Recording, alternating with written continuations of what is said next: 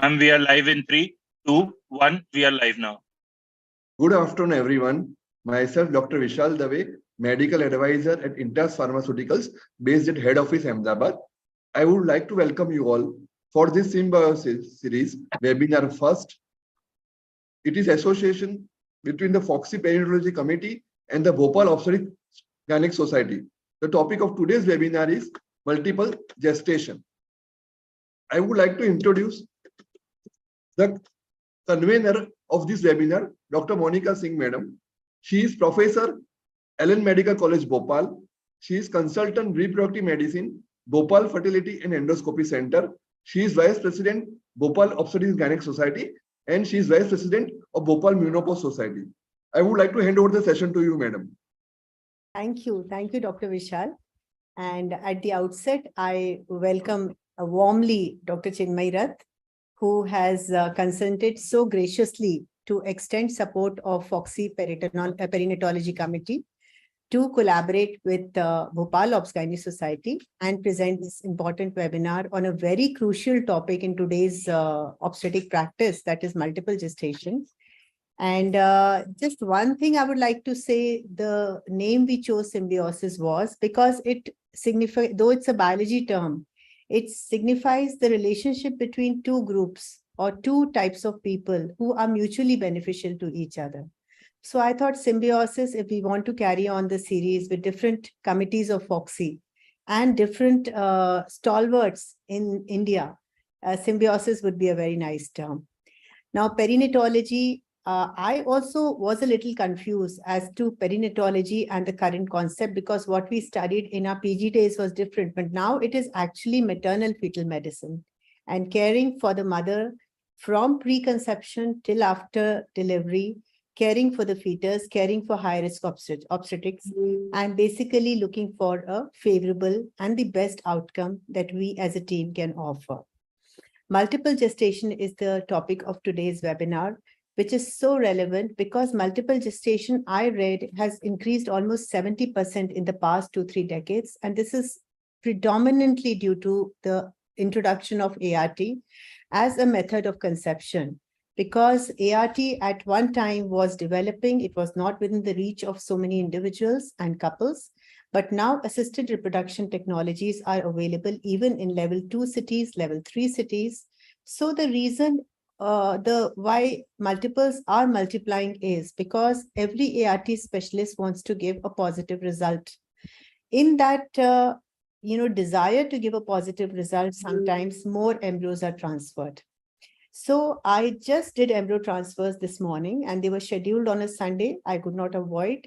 So I was literally, we had 5 blastocysts to be transferred to 3 patients.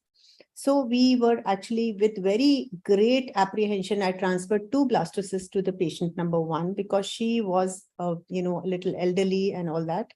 Second one, we did a single embryo transfer. Third one, we did a single embryo transfer. So this is why your direction of ART specialist, the work should go in such a direction that we have healthy singleton pregnancies. So without wasting much time, I would like to, extend thanks to our president, Foxy, Dr. Rishikesh D. Pai, without whose support we cannot move forward. Sir, the whole of India knows him as the #1 gynecologist of India. And speaking about him would be like lighting a small candle in front of the sun. But all I would like to say is that he, sir, continues to provide us his guidance and his graciousness.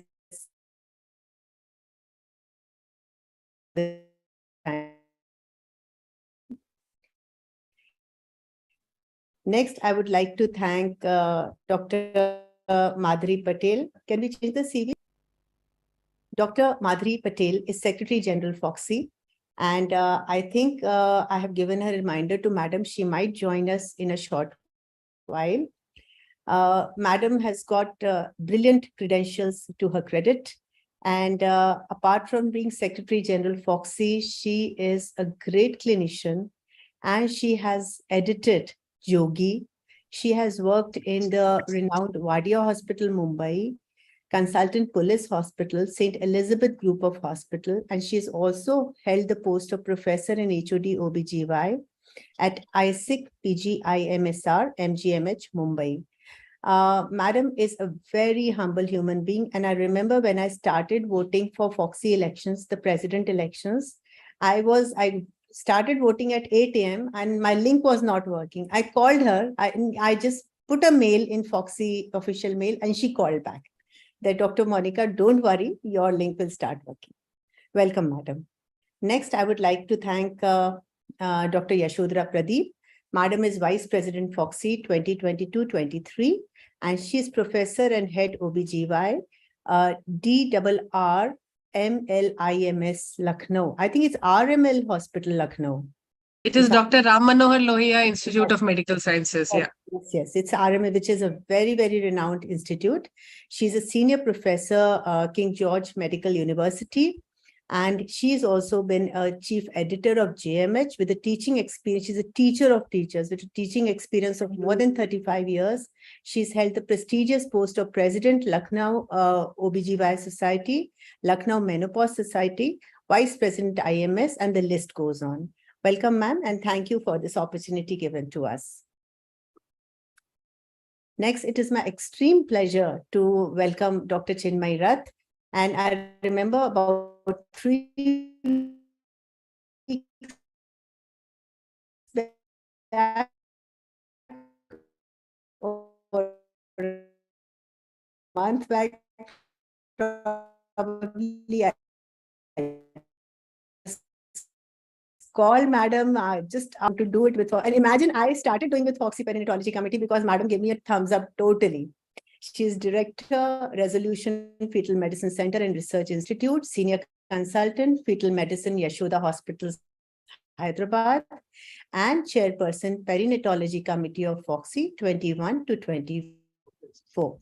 Madam is also President of Society of Fetal Medicine, Telangana Chapter, Member Scientific Committee, Indian Medical Association, Telangana, and member of IR's credential goes on, and she is the recipient of Professor Kamal Bakshi Oration Award in Fetal Medicine, New Delhi. She's also received. Thank you, Dr. Monica. I think Dr. Madhuri Patel has just joined us. Thank you for this kind introduction. But I think Madhuri ma'am ka हमने just अभी discuss किया था. Madhuri ma'am, thank you so much for stepping in for just a few minutes. I know how busy you are, and we've just pulled you out of another activity. So we'll just like to have a few words from you, ma'am. Good evening, ma'am. Ma'am, we can hear you, ma'am. Yeah. My net is not proper, so I'm not switching on the. No problem, ma'am. Thank you so much for joining despite your very, very grueling schedule. Yeah. Monica, I'm really sorry I joined late. Chinmay, I'm really sorry. No, ma'am, not at all. You're just on time. We are very fortunate that you've joined. Thank you so much, ma'am. Yeah. We are doing this program on multiple pregnancy, ma'am, in collaboration with Bhopal Society. Yes. Very nice. Yeah. So we you want me to say something now? Yes, ma'am. We'll like a few words from you. Yeah. So our respected Foxy President, Dr. Rishikesh Pai, then our Vice President in charge, Dr. Yashodhara madam is also just joined. Yes, ma'am. Yes, ma'am. Yes. And of course, our chairperson, Dr. Chinmay Rath, and Bhopal Society, Dr. Amita, Dr. Sultana. Shabana. Sorry. Then, of course, Monica, and one more person. Purnima, ma'am. Yeah, and all these speakers, chairperson, panelists, moderators, and my dear delegates who have joined today. Very good evening to all of you. At the outset, I would like to thank Chinmay Rath, Dr. Yashodhara Pradeep, Dr. Rishikesh Pai, and Bhopal OBGY this opportunity. As all of us are aware that Foxy is now growing. We have 266 societies, and in September it will have more member bodies. And of course, Now we are 40,000 plus members now. So really this is achievement. And why we are here, that we are, Foxy believes in, Foxy mission is that it believes in protecting and supporting the OBGY practitioner in India. Then Foxy believes in dissemination of research and of course, all the aspect of academics. Foxy also serves to advocate the cause of sexual and reproductive health and right of women. And the primary aim is reduction in maternal mortality rate.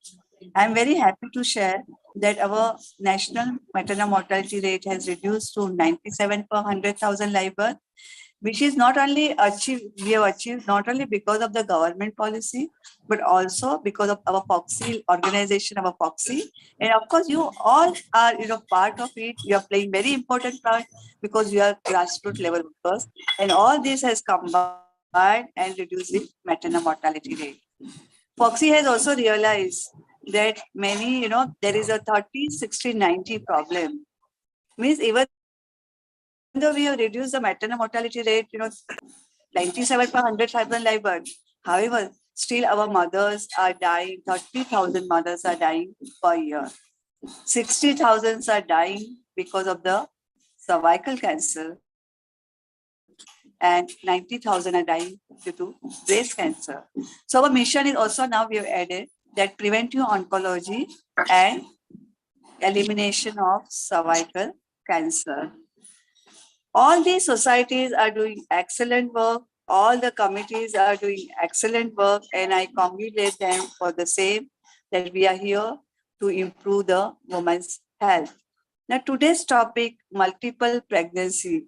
We are seeing more and more multiple pregnancy because there are more and more ARTs, women are educated, they are career oriented, and hence the ART treatment, and we want the best outcome for this multiple pregnancy. And today we are gathered over here how to give best to our women and perinates. And so I wish all of you the best luck, organizers especially, and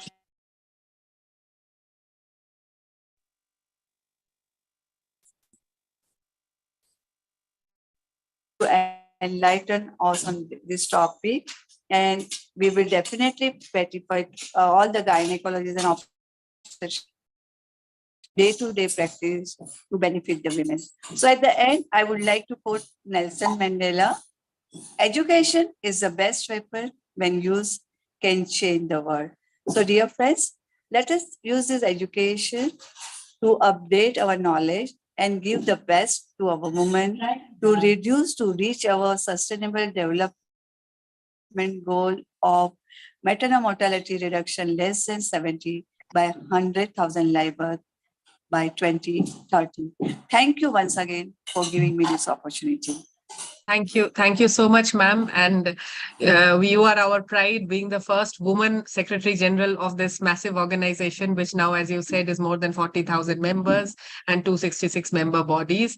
You are really a pride that we all look up to you. And every time you speak, it's always very articulate, and you always quote some really apt statements of thinkers all around the world, where it brings us to the point that, we have to use the resources that we have to improve health services. And we promise you that we will try our best in our little capacities to do whatever we can.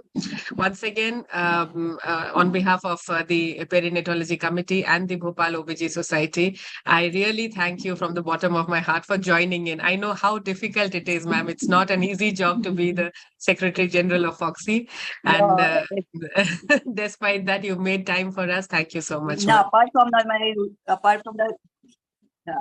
from my routine of Foxy, and Bhabhi, brother and Bhabhi have come from Canada. So today I was spending time with Nidhi and Monica called me, so I realized I have to join. So thank you for giving me this opportunity, and my apology for joining late. Thank you very much. Not at all. Thank you very much. And our dear Vice President, Dr. Yashodhara Pradeep, ma'am, has also joined. Ma'am, we just had your introduction about a minute back. And for me, the special introduction is she's also my own teacher. And I studied in KGMC Lucknow, and I have had the honor of being her student. And ma'am, all of us know you, and especially in Perinatology Committee, we are very, very grateful for the inspiration and the guidance that you give us time and again. Today, we are having this meeting on multiple gestation with the Bhopal OBG Society, and we would really look forward to some words of wisdom from your side, ma'am. Thank you, Dr. Chinmaya. It's my proud privilege to join this webinar, Symbiosis webinar series 1, which has been organized by Perinatology Committee, Foxy, and chairperson is no other than Dr. Chinmaya Rath. And she's a very bright student, and now she's a very bright practitioner and a very well settled person. So she's not only the very well established clinician, but she's a very good human being. You can see that she always appreciates everyone. I really congratulate you, Chinmaya, for organizing this Symbiosis series webinar, first webinar, and inviting me as a guest of honor in association with Bhopal OBGYN Society.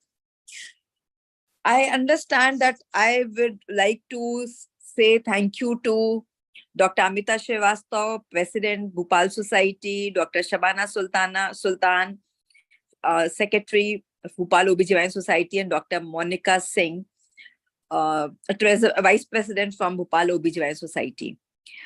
I want to say that as the maternal mortality is very important, the same way the perinatal mortality is also very important. And we are working hard to reduce it. The government has also made a lot of effort, and neonatal intensive care units are being opened almost all up to probably district level or the community health center. The incubators and everything has been bought, but the job of the obstetrician is to identify this fetus in utero, so it is not being born as a sick person. Every day we come across 1 or 2 patients, they are referred from the community, they are referred from the periphery, but now the periphery is having all qualified practitioners. But I do not know where the knowledge is, because Foxy is trying so hard to organize so many webinars. So nobody can say now, since the webinar has come, that it is difficult to approach the knowledge. It's difficult to read on the Google, all these things. But so many, and one topic has been said again and again and again. But still we are getting these symmetrical IUGRs, asymmetrical IUGRs, and NICU stay. We all know that if it has been born low birth weight, maybe NICU is there, but NICU has got its own complications. So it is best, being your obstetrician, I can say that we must understand multiple gestation is one of the most important thing, which is more important for the preterm birth, for other problems. So if we can do justice, we can follow the protocols, we will be able to reduce the maternal mortality, and that's what is our aim. So thank you so much, Chinmaya, for inviting. Thank you. Thank you so much, ma'am. And I'm so so happy to see Dr. Thank you, Dr. Rishikesh and Dr. Madhvi Patel, for joining. My regards to them. Thank you so much, ma'am. And like I said, I'm very thrilled that you have given so much of credit to our committee. But let me tell you, the entire credit of this program should go to Dr. Monica Singh. She has been the person who has conceived the idea and ran it through. It was really a joy to work with the society, and that is exactly the concept, ma'am. Symbiosis, where we mutually help each other and do things together. And I think the concept works very well in perinatology because it is a symbiotic relationship of, even if we call the fetus a bit of a parasite, but still there is something where we all have to live together and work together. So it's really been a nice journey so far. Thank you so much, ma'am. And I think I'll hand over to Dr. Monica because you really have done a great job bringing all of us together here. Over to So Dr. Monica. thank you, Monica. Thank you, Yashodhara ma'am. It was so nice listening to you. It's like you're sitting across the room and talking to us. I mean, we can never get so close to you in conferences, but in webinars, it looks as if we are sitting in the same room and chatting. Yes, that's the beauty of the webinars, which we got as a gift from the COVID. Yes, True, ma'am. true, ma'am. So, ma'am, if the webinars can spread the knowledge to every part of the country, every obstetrician sitting even in the remotest town of India should benefit from it and implement the policies. I would Totally agree. Thank you so much, ma'am. I would be failing in my duties if I do not introduce my dear President, Madam Dr. Anita Srivastava, without whose patronage and without Dr. Shabana Sultan's permission, we would not have got the permission to bring Bhopal Obs-Gynae Society to collaborate with Foxy Perinatology Committee. She is a great gynecologist, a great obstetrician, and a very humane person. She is heading our society till 2025. She is a postgraduate from GMC Jabalpur, and she has done her residency from my institution when I was a house surgeon. She came as senior resident to GMC Bhopal. She is assistant professor at Shirayu Medical College Hospital in Bhopal. She has held various positions and seen our society rise from level B to level C society, a big society of MP. She is well trained in advanced gynec laparoscopic surgeries. She's a senior consultant, and her areas of interest are routine obstetrics, high-risk pregnancy, adolescent health. Thank you, Monica. Thanks a lot. Thanks a lot. Nice introduction. And you are a gem in my team who can do anything I want, who can bring my Bhopal society to the national map. You can do anything. Thanks a lot for being with me. I can't do anything without I can't do anything without my teammates, madam. No, I cannot do but you are really a jam person. Okay. Thank you, Dr. Yashodhara, for coming here, and Dr. Chinmayi Rath for being with us. Madam, would you like to speak something about the webinar, Anita ma'am? Yes, we have planned this webinar few months back when Monica told me that we should plan something to go in a national level to talk on something which is very important to all of us, even the small obstetrician who is working in a village or a person who is working in a tertiary level center. The multifetal pregnancy is a thing which we have to think about 3%. The two of the fetus and one of the mother all together. Instead of thinking about any two of them, we have to think of all three of them. And there are always dilemma. What should we go about? How should we go about? What investigation should we do? What the investigation results and how to interpret those results. And if one of the twin is not so well, then what to do, what to plan, how to address the patient or the mother, what is going to happen to the one of the twin, or we can how we can pull up the pregnancy. This is very important for all of us. So we planned about this webinar, and everything which has been done, which you see right now, is the mehnat of Monica. Thank you, Dr. Chinmaya, for being with us.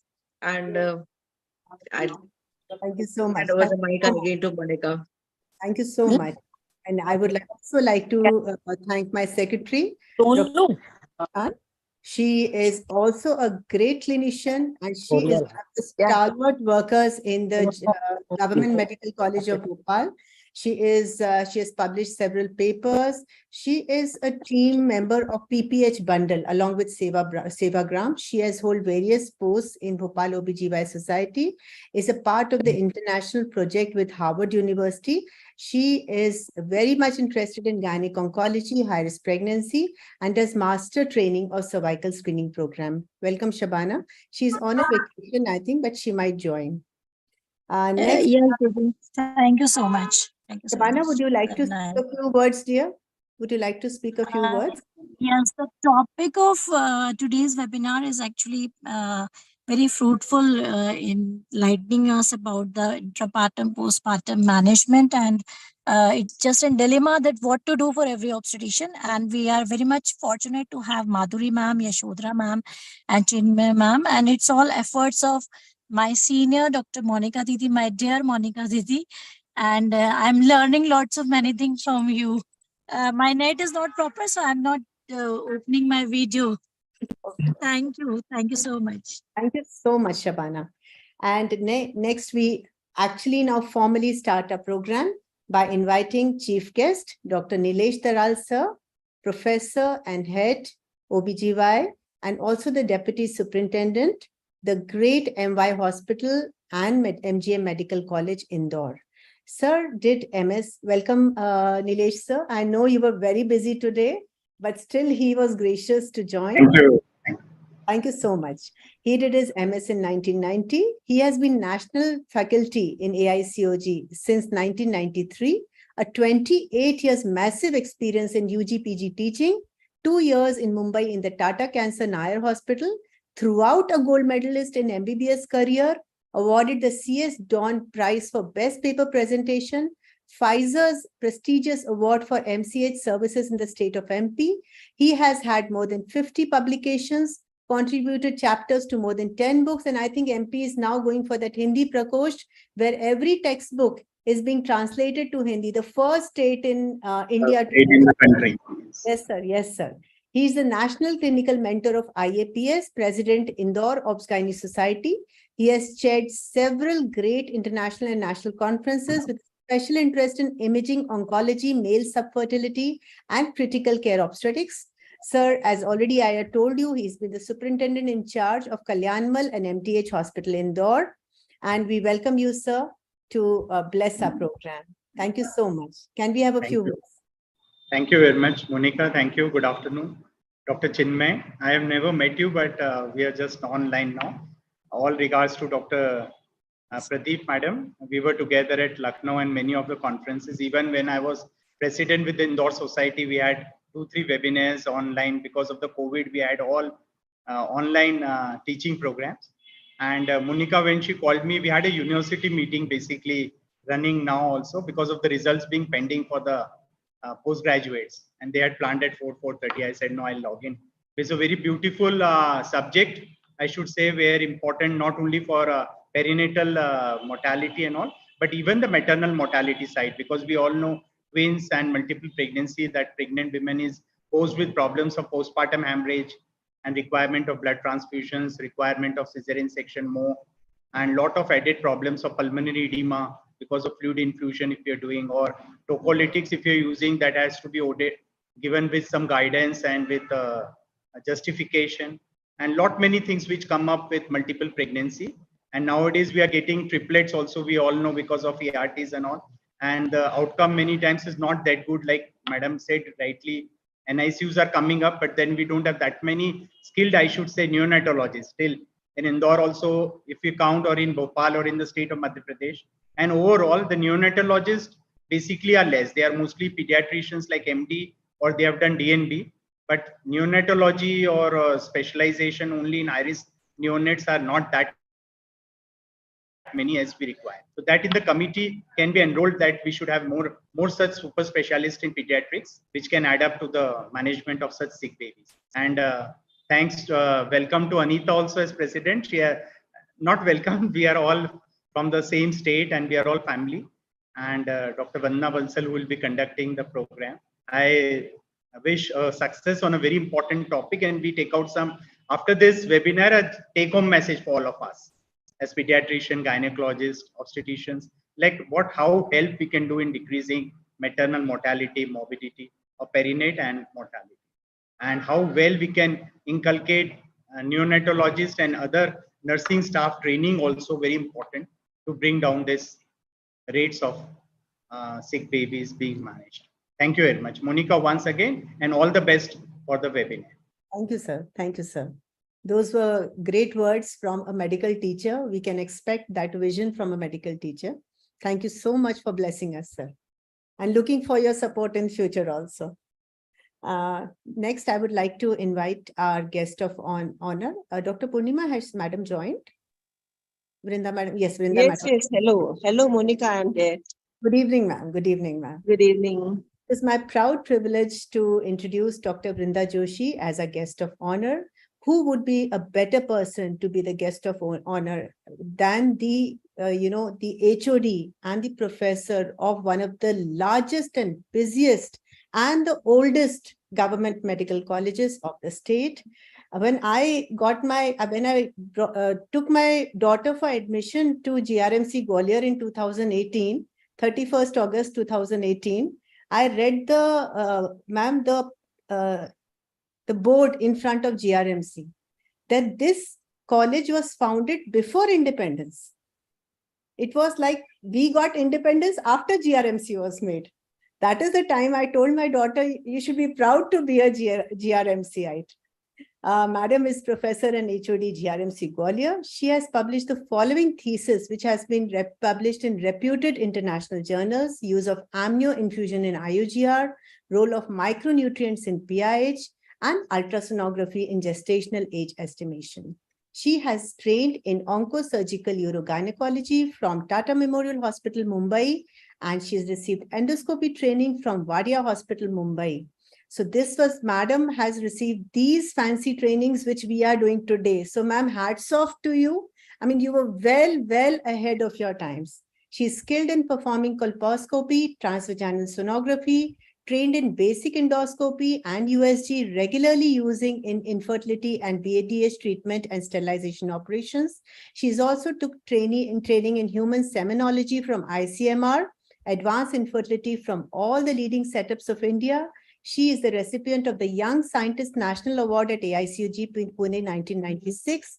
She is a topper of the university and receiver of gold medals in 9 subjects out of 13 subjects in MBBS.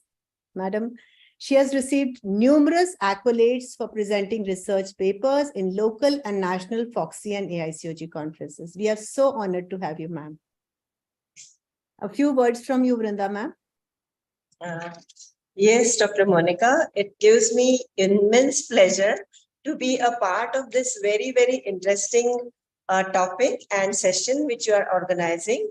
And yes, multiple pregnancy is something which, along with some few not new, but those which were earlier rare ones, but have come to pose a great threat to our mothers as well as the babies. And that's why this topic is so important. At the outset, I would definitely like to thank all the Bhopal officials, Dr. Anita Srivastava, the president, Shabana, the secretary, you yourself, Monica, and Dr. Purnima, because Bhopal is like, we are buddies in everything that we have been doing, facing as well as enjoying. And so we are very, very happy that Bhopal Society is reaching higher and higher accolades and standards with this. Great thanks to Dr. Chinmaya for being the chairperson of FOXI Perinatology Committee. And we hope that maybe someday in Gwalior OBGYN Society also, we would like to have some other some other topic discussed. Perinatology has no end, actually. We think and we know now that fetal medicine is coming at a very high pace, involving every field of obstetrics. And that's why, of course, it is going to happen. And great thanks to Dr. Yashodhara Madam from Lucknow. And of course, our president, Dr. Rishikesh, and secretary, Dr. Madhuri. And I wish that your the next deliberations will be a great success and will bring lots and lots of important additions to whatever we already know. Thank you so much, Monica. Thank you. Thank you so much, Joshi ma'am. Really a pleasure to have you for these precious golden minutes. Thank you. Thank you so much, ma'am. Moving the program forward, I hand over the scientific sessions to my coordinator who has been calling you, who has been in touch with you. She's a very, very sweet girl. She's like my younger sister.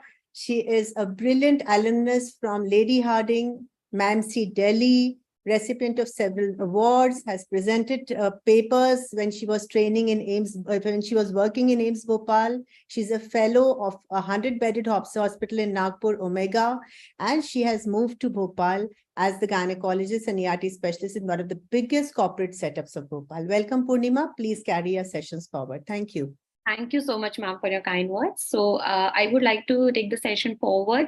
So I would like to, actually, Dr. Monica Singh, ma'am, has needs no introduction.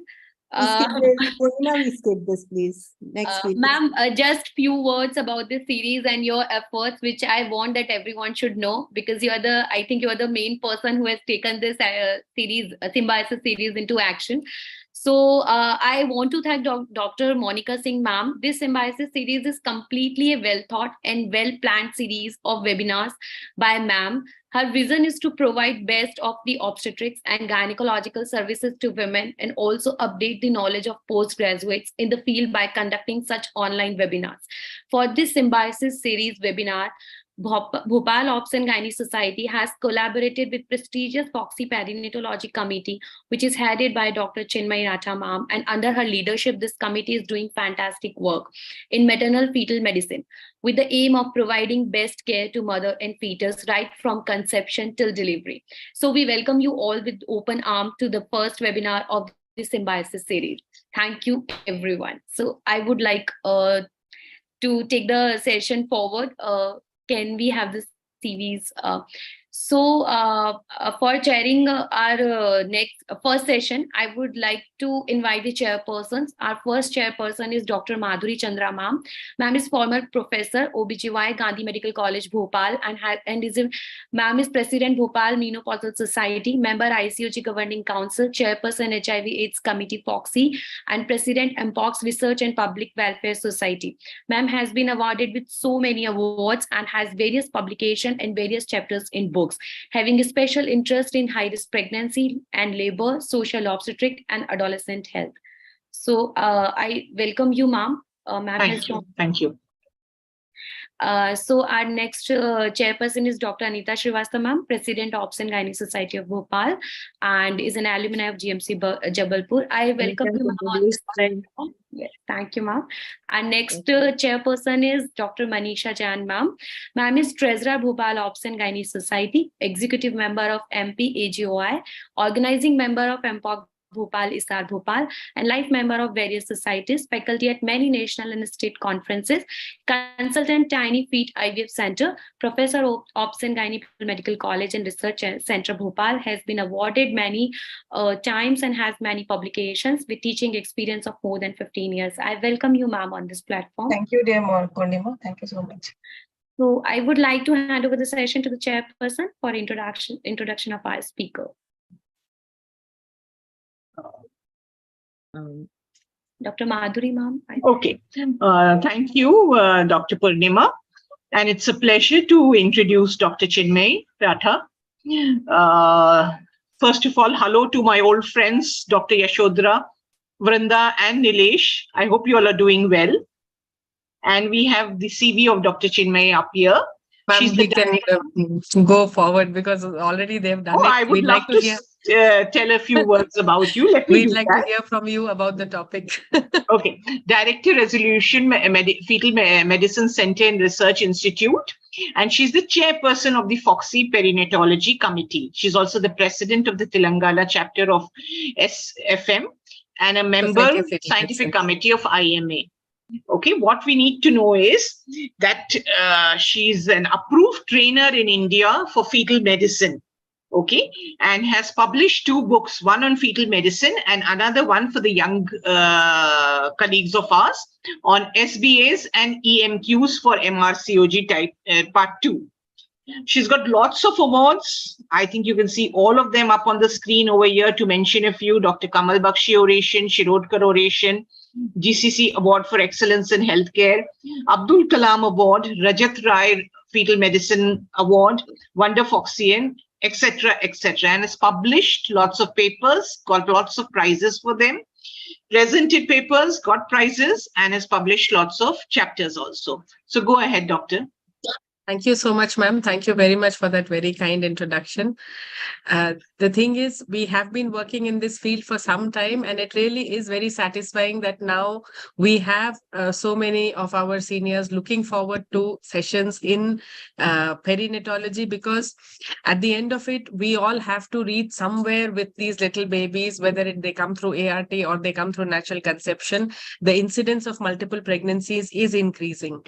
And as obstetricians, I was very, very happy to see Anita ma'am's CV, which said routine antenatal care and routine obstetrics also, because very rarely an obstetrician puts up as her interest in routine antenatal care. We are all high-risk pregnancy specialists, but somebody who likes routine antenatal care will understand that even in routine clinics, the incidence of multiple pregnancies is increasing.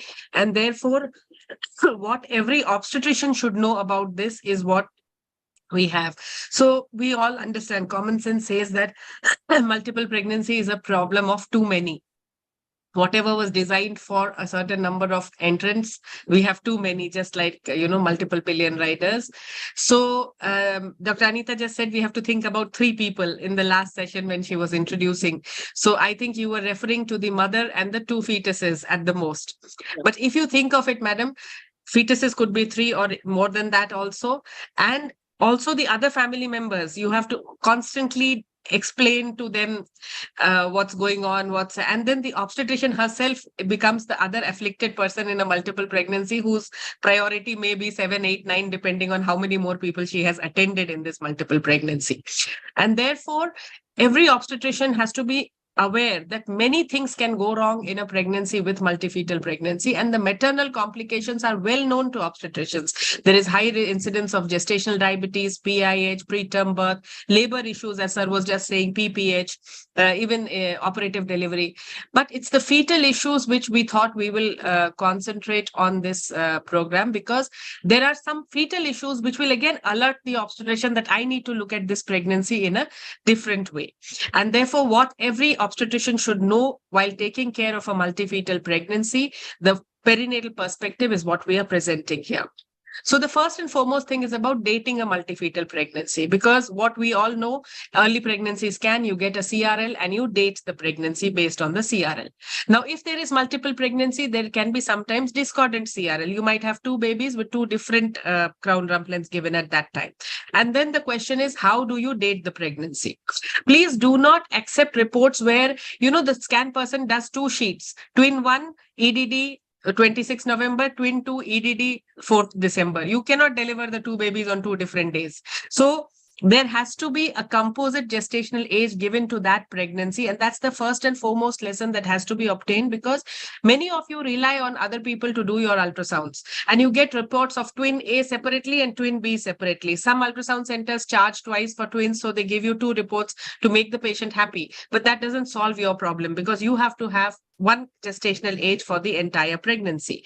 And the rule currently is that we date multifetal pregnancies based on the CRL of the larger fetus, because there may be pathological reasons for early IUGR represented by a slow growing CRL, but there are no pathological conditions which can lead to early macrosomia by a high CRL. So the CRL of the highest order, the largest CRL, is taken as the parameter for dating that pregnancy. If that makes the other CRL, even constitutionally, if it makes it smaller, that's okay. You will just follow that growth according to its own centiles, but the dating has to be only 1, and all the fetuses of that pregnancy have to have a common EDD. So this is one of the first things that we have to be aware of. The second thing is, don't accept any multifetal pregnancy without the chorionicity. So there is no discussion of twins unless you know they are monochorionic or dichorionic twins. Scientifically speaking, please do not accept a scan report if the chorionicity is not defined, because it is ultimately your liability to take care of that pregnancy. And if you don't know the chorionicity, your decisions cannot be correct. So chorionicity is defined by a simple ultrasound marker, which is known as the twin peak sign. As you can see in this particular slide, I will try and use my pointer. And if you can see my pointer here, so this is the twin peak sign, which is the lower picture here, which is the so-called lambda sign. And this is the T sign, where the membranes are attached to the placenta and there is nothing peeking in between. There is no chorionic tissue intervening in between. And that is the monochorionicity, and this is dichorionicity. So the twin peak sign is an unequivocal marker for monochorionicity. Dichorionicity. If you see something like this, you know there are two placentas and in between there is chorionic tissue coming in. So this is dichorionic, two different placentas, and this is only one placenta, and this is the membrane attached right there to the placenta, perpendicular membrane insertion, making a T sign. That is called the sign of monochorionicity. So when do we do this? Anytime in the first trimester. Sometimes it is difficult to do this early. So you may have to call the patient back, and at least by 11 to 14 weeks, the time for the NT scan, this particular thing should be sorted out once and for all. And once the chorionicity is established, you need not change it. And please keep a picture of this in your records for future reference, because the signs are lost after 14 weeks. So if a patient presents to another obstetrician, and that's again something in perinatology committee we are trying to address, that a checklist in the late pregnancy, many women shift to their mother's house for delivery. And if you don't have this information in the first trimester or well documented in the notes, you will be in a fix how to plan her delivery. So this is a very, very important issue, and you must insist on knowing the chorionicity and make it a habit. We don't write twins. We write monochorionic or dichorionic twins. Unless we define chorionicity, we will not mention the multiple pregnancy. So multiple pregnancy with chorionicity, with chorionicity, with chorionicity. So that lesson has to go in straightforward. Why is it important? Because there are two concepts. One is zygosity and one is chorionicity. Chorionicity is what we see on the ultrasound. How many placentas are there? But zygosity is what was the genetic origin of these fetuses. So we know that some of the fetuses are dizygotic, which means there were two ova which were fertilized by two different sperms and two different babies were formed. So obviously they will have their own placenta, they will have their own amnion, they will have everything of their own. Suppose it is a monozygotic pregnancy. What happens is there is only one zygote, and that zygote divides into two babies. Now, the time of division is important. So if the division occurs in the first 3 days, it has the potential of making its own placenta also. So a portion of monozygotic twins, mind my words, monozygotic twins may be dichorionic. So you may see two different placenta, but you don't know they might have been monozygotic in the origin, and they might have separated within the first 3 days, and hence they have different placenta. So on ultrasound, you can only look at the number of placenta, but you can't comment on the zygosity. When can you comment on the zygosity? When the cleavage happens after 4 to 8 days, you have monochorionic, diamniotic. One placenta, two sacs. So you know this was monozygotic with split. One placenta, one sac, monochorionic, monoamniotic, between 8 to 13 days. So this also is monozygotic pregnancy. And then conjoined twins, of course, they are monozygotic. They started from the same and they even share organs. So monochorionic, conjoined twins, monochorionic, monoamniotic, and monochorionic, diamniotic are definitely monozygotic. But when you see dichorionic twins, you don't know whether they are dizygotic or they are early splitting of monozygotic. And this is very important to understand, because ultrasound can only detect chorionicity. Zygosity cannot be detected by ultrasound unless we have proven DNA evidence. But because we know the pathophysiology of monochorionic twinning, we know that certain types of monochorionic twins are definitely monozygotic. So when you say monochorionic, you can say they are monozygotic. But when you see dichorionic, you cannot say whether they are dizygotic or monozygotics with early splitting. Why this is important, we will see later. So heterokaryotypia is a very rare point. I've just put it there for people to know that sometimes even if they are monozygotic, they may have different lines in chromosomes, which is a kind of a mosaic arrangement that is called heterokaryotypia. It's a very, very rare condition, but something to be it should be known that this is also possible. Then comes your labeling of twins or triplets for that matter. Now, when you do a scan, today you have said there are two babies. You have given the CRL. Next time when they come to you, how will you know that you are comparing the CRL of the same baby with the CRL next time? Because in ultrasound, when you make a textbook picture, you make it nicely labeled. But inside, they are all like roaming around freely for some time. And how will you know that you are comparing the same baby with the same baby? So for that, it is important to systematically label the twins or triplets. So the way we label is, this is a schematic diagram of the uterus with this is the cervix and that is the fundus on top. So A is closer to the cervix, C is closer to the fundus. The other thing we look at is where are the placentas and are they anterior, are they posterior? And again, where are their cord insertions? So this is the traditional way how we report in our unit, that this is her first scan in our unit. There is a dichorionic diamniotic twin pregnancy with 2 viable fetuses corresponding to dates. The final EDD of this pregnancy is a common EDD for both.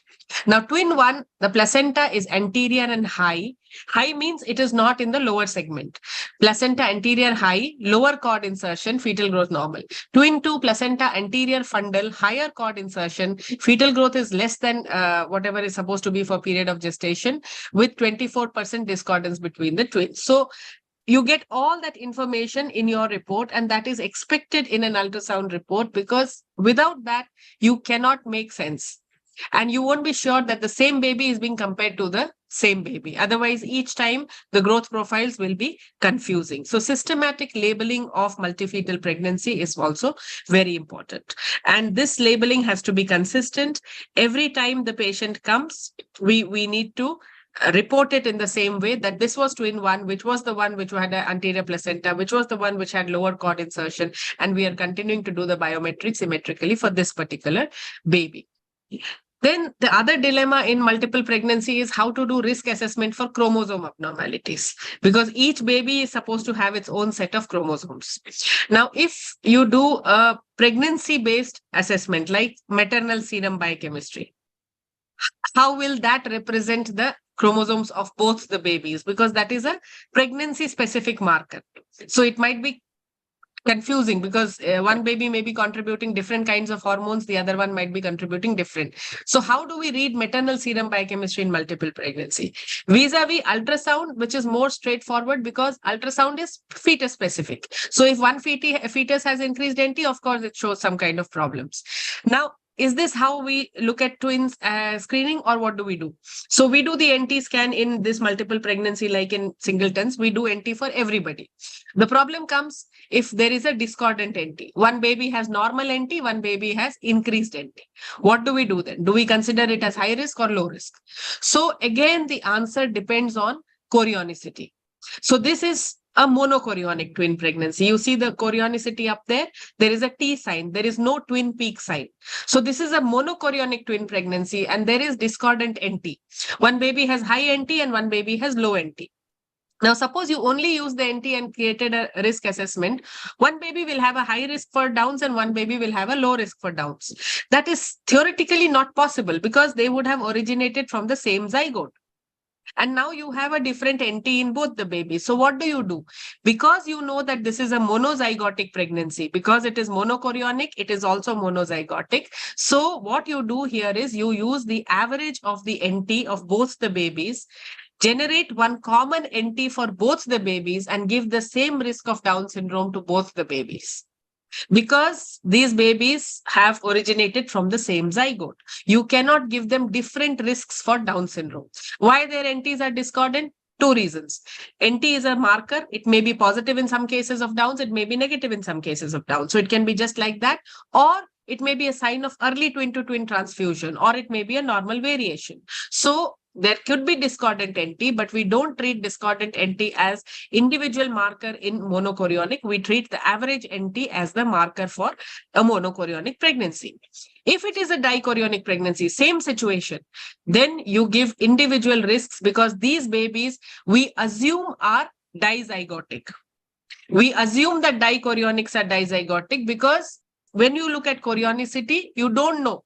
They may be monozygotic, they may be dizygotic, but you give them the advantage of being dizygotic and give them individual risks. Each baby gets its own risk if it is dichorionic. So monochorionic, average NT, dichorionic, its own risks. When you come to second trimester, you do all the scan-based markers, EIF, nuchal fold, echogenic bowel, renal pelvic ectasis. You use all that, put them in the nomograms, and finally sonogram, and give them the individualized risk to each fetus in the second trimester. So what about biochemistry? Do we do biochemistry in twins? In first trimester, we do biochemistry in twins and singletons because in first trimester, we also contribute the NT value, which is a fetus specific marker. So in first trimester, we can do the NT scan and double marker test. But in the second trimester, doing maternal serum alone does not help because if you do mathematical modeling, the statistical prediction risk is 56 to 65%.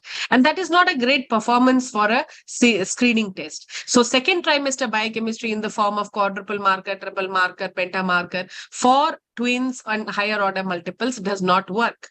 So what we can do is we can do first trimester biochemistry because we are including NT values in that, but not second trimester biochemistry in because now we have the cell-free fetal DNA. If we have to do a higher order screening for twins, we can use cell-free fetal DNA. There is evidence now, and there is enough literature to tell us that when we need to do something to intervene between a high-risk common conventional report and an amniocentesis, we can do an NIPT. The final testing is always by invasive testing. Now, the question comes, why should we test all the fetuses if one baby has increased NT? And this is where I told you to hold the thought between dizygosity and dichorionicity. Even if it is a dichorionic pregnancy, you don't know, it could be a monochorionic with an early, monozygotic with an early splitting. And therefore, if one of the babies has high risk, please allow the testing of all the babies in dichorionic pregnancies so that you don't miss that condition where it was a monozygotic pregnancy, split early, one of them showed signs of aneuploidy and hence you picked up. The other one did not show signs of aneuploidy, you did not pick up because you didn't test. So when we test all the fetuses. And when we test all the fetuses, there are some precautions that have to be taken by the fetal medicine center, that you have to label the sample separately. You have to label the twins separately, because in case you get a discordant result, then you should be able to offer whatever solution you want to that particular affected baby. Mind you, if it is Down syndrome discordance, you may not see too many markers on the scan and you may have to deal with whatever earlier labeling that you have done. So this is a case where a 38-year-old primigravida after conceiving through IVF has come. She has a dichorionic diamniotic pregnancy and she missed her first trimester screening. Very common in our country. For various reasons, people miss their first trimester screening.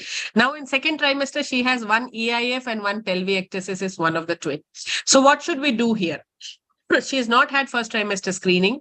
She is 38-year-old. She has markers for Down syndrome. You are worried, but you don't know what to do. So should we do NIPT or should we do amniocentesis? Because these are both very minor markers, there is a role of doing NIPT because you want to avoid the risk of miscarriage because given her profile and she wants something non-invasive. So NIPT is very much possible. You have to take care of the fetal fractions and the results. And how does it work? It works like singletons, but what you do is if both are normal, you assume it is normal and you don't test further.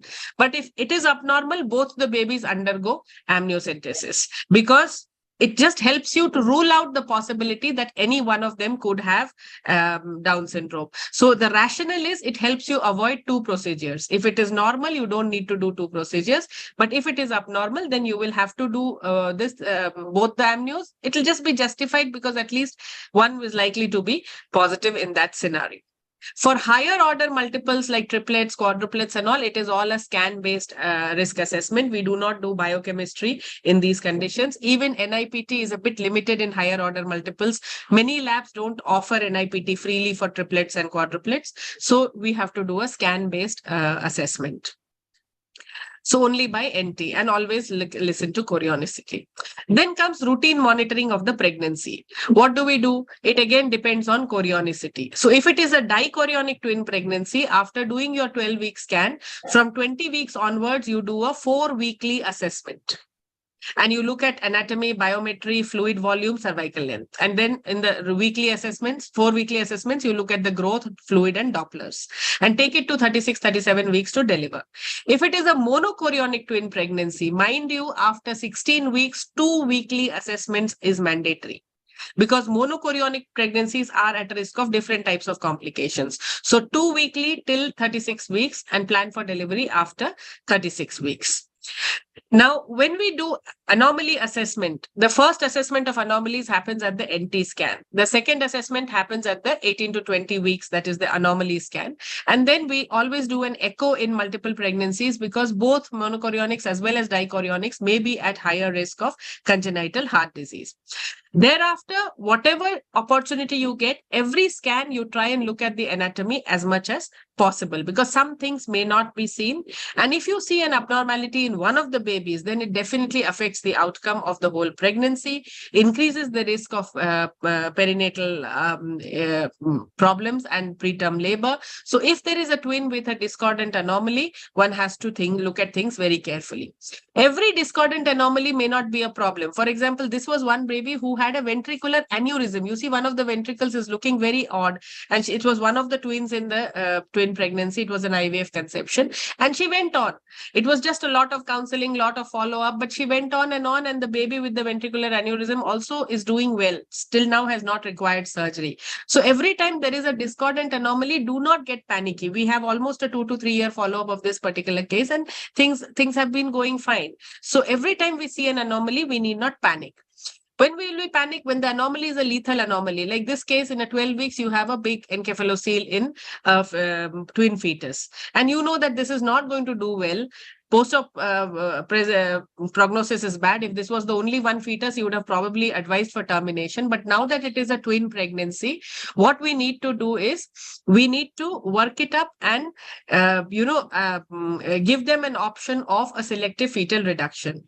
In a dichorionic twin pregnancy, selective fetal reduction can be done by intracardiac potassium chloride through a needle-based procedure, although it's not as simple in monochorionic. So again, chorionicity is important. If you see discordant anomaly and it is a dichorionic, you have a straightforward solution. If it is discordant anomaly and a monochorionic, we'll discuss later what we can do. Sometimes you have growth problems. Both babies do not grow similarly. There will be a discordant growth in the fetuses, and that discordance is defined as a 20% discordance, either at the level of CRL or at the level of estimated fetal weight. And always we should be plotting graphs and looking at the biometry comparatively so that we always have this EFW discordance mentioned here. So this is a case where there is a 24% discordance, and that is something which we have to pay attention to. This is how the discordance is calculated, the difference divided by the weight of the larger twin as a percentage. So when you plot them in particular graphs, you will know whether it is an early IUGR, late IUGR, and how much is the difference, is it increasing or not. So the causes of IUGR, similar to singletons, you will look for all the causes, infections, chromosomal abnormalities, and then look at the Dopplers. So just like in singletons, you follow each and every Doppler and try and find out how much is the hemodynamic compromise on that particular baby. The only difference is management, which again depends on chorionicity. So if till now you've got tired of my saying chorionicity, my job is done, because you have to remember chorionicity. After tomorrow, nobody is going to accept any twin pregnancy report without chorionicity, because we cannot discuss twins without knowing chorionicity. So now if it is a dichorionic pregnancy and one of the baby is having a severe IUGR, what is the worst? If you deliver them now, you are delivering both of them preterm, and the one with severe IUGR may or may not do well. If you are waiting further, you are risking IUFD in the smaller twin. If it is a dichorionic pregnancy, you can take that risk. But if it is a monochorionic pregnancy, can you take that risk? you cannot take that risk, because if there is an IUD of one of the baby, there will be a sudden exsanguination from the normal baby, and that baby will also get affected.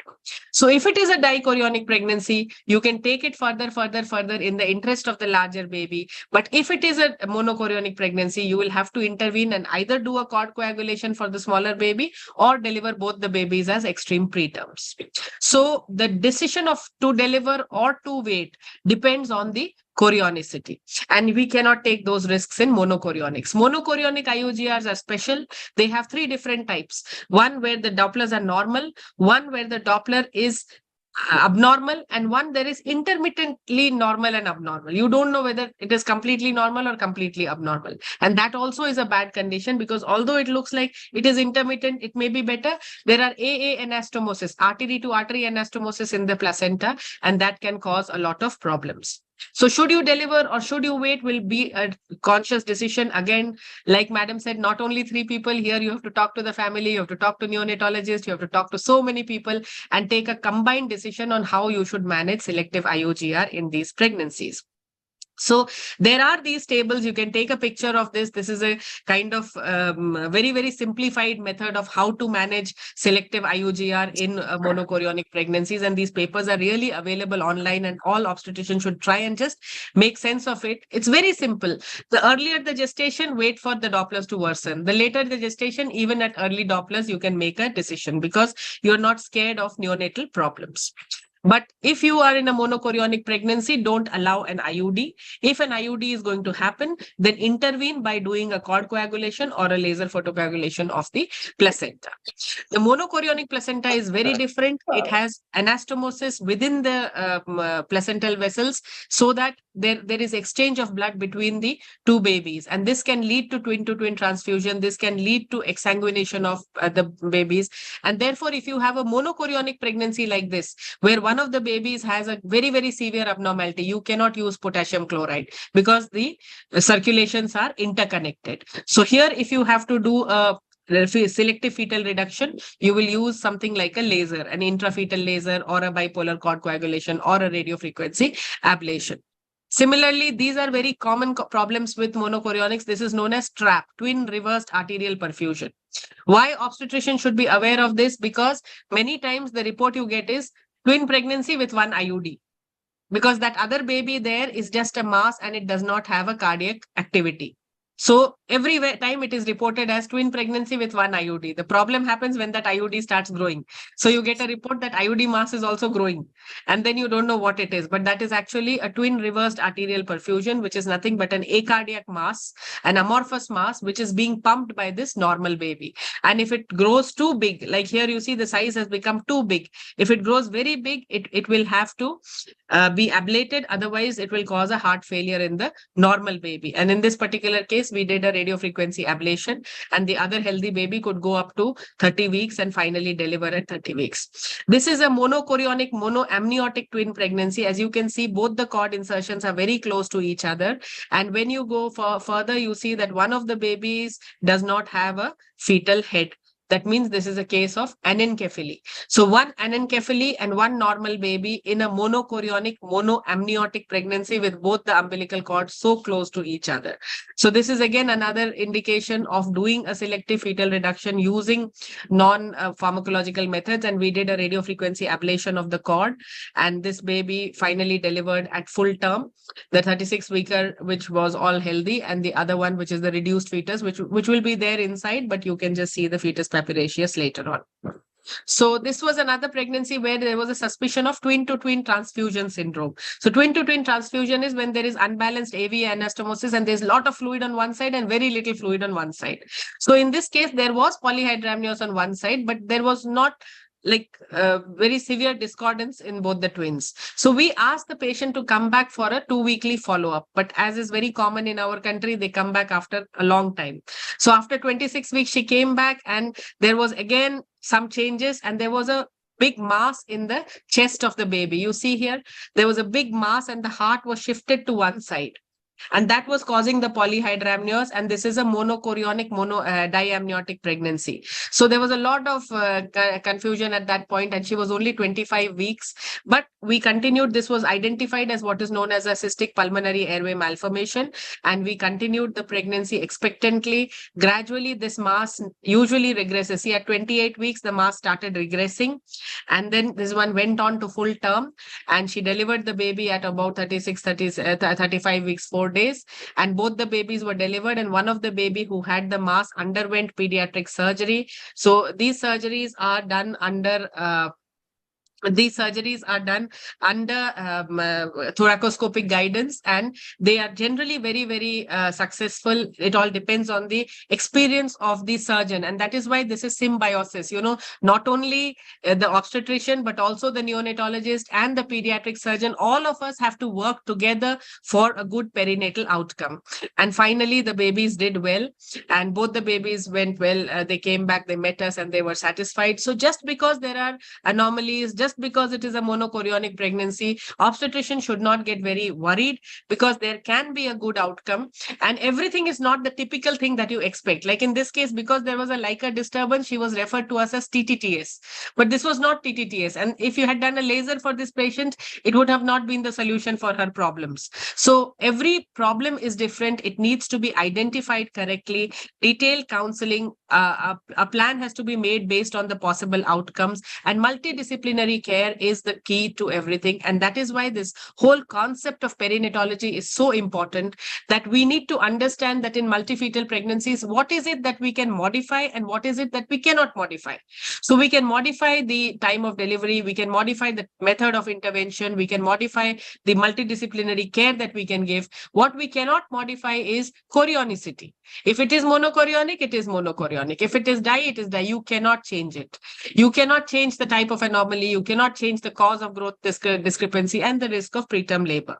But you can optimize the other things and give the patients a better outcome. So when the higher order multiple pregnancies, your problems become a little bit more, and you start thinking of reducing them to twins for a better outcome. That dilemma is also very difficult, but it's best to discuss it in the open with the parents. And if they are okay with the little risk of procedure-related miscarriage, then reducing it to twins makes a lot of reasonable sense. But some people want to continue it as triplets, and that is also a choice that they have. If they plan for reduction, please don't do it early by sucking the sac of one of the babies just like that, because give the baby a chance. There is a risk, there is a reasonable chance of first trimester miscarriage also, so that might spontaneously reduce. Or at 11 to 14 weeks, see the babies, make sure their anatomy is normal, and then only take a decision for reduction. Reduction for dichorionics, KCL, for monochorionics, non-pharmacological methods.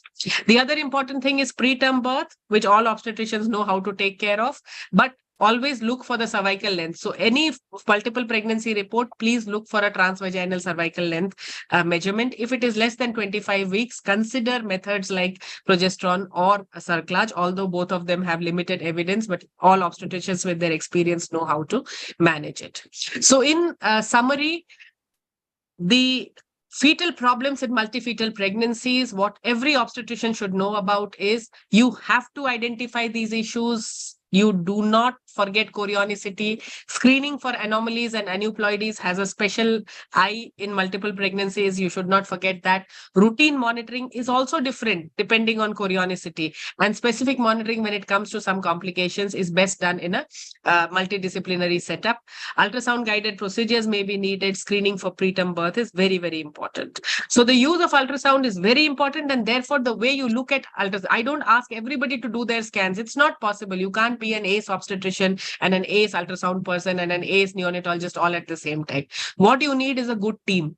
So you should have somebody who knows how to do those ultrasounds and give you that information to support your obstetric decisions. And you should have a good NICU backup to deliver these babies and take care of them in case they are born preterm. So the obstetrician's dilemma in multiple pregnancy is how many people you are actually taking care of. And as you know, it's not just 1, 2, 3 people, it is multiple people, including yourself. And I firmly believe that when Hippocrates said, first do no harm, he included himself also in that. And as doctors, we should remember that any condition where the outcomes can have so many variables, we are also at risk. And when we say do no harm to ourselves. So take the correct decisions, understand the problems well, have a good team to support you. And with this whole concept of symbiosis, may everything be happy for everybody. Thank you so much for a patient hearing. Thank you, Dr. Chinmay. It was very nice lecture. You gave us many points to take home. The take-home message which Dr. Nilesh Dalal told us, that was very true from your lecture. The first point which I got it, the dating by CRL of the larger fetus is to be done.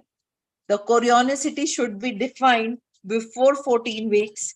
Labeling the fetus is very important, and the risk assessment for both the fetuses should be done. Anti-scan is important for the first trimester screening, and the biochemical markers can be used in the first trimester. In the second trimester, the biochemical markers are not of such much use.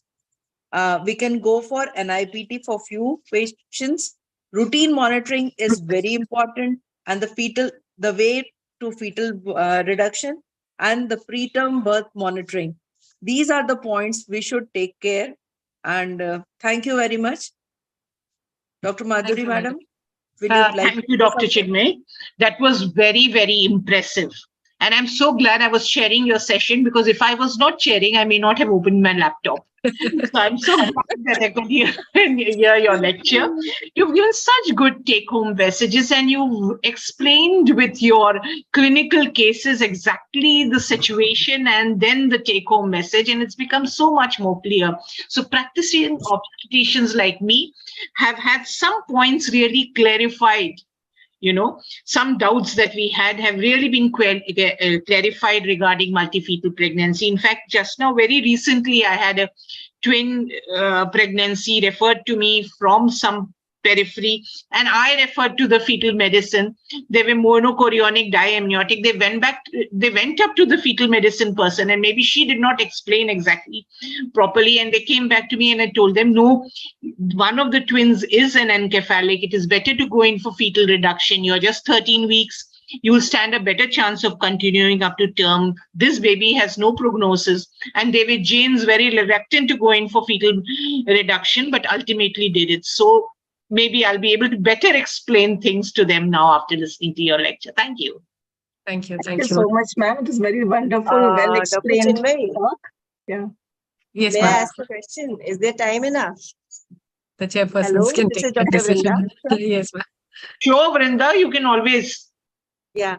My question actually is, there was a case which was discussed that there was an encephalic baby and it was a monochorionic Monoamniotic. diamniotic twins. No, So the one I discussed was monochorionic, monoamniotic. Huh? Monoamniotic twins. So in this particular case, like the encephalic baby was there, the other baby was normal.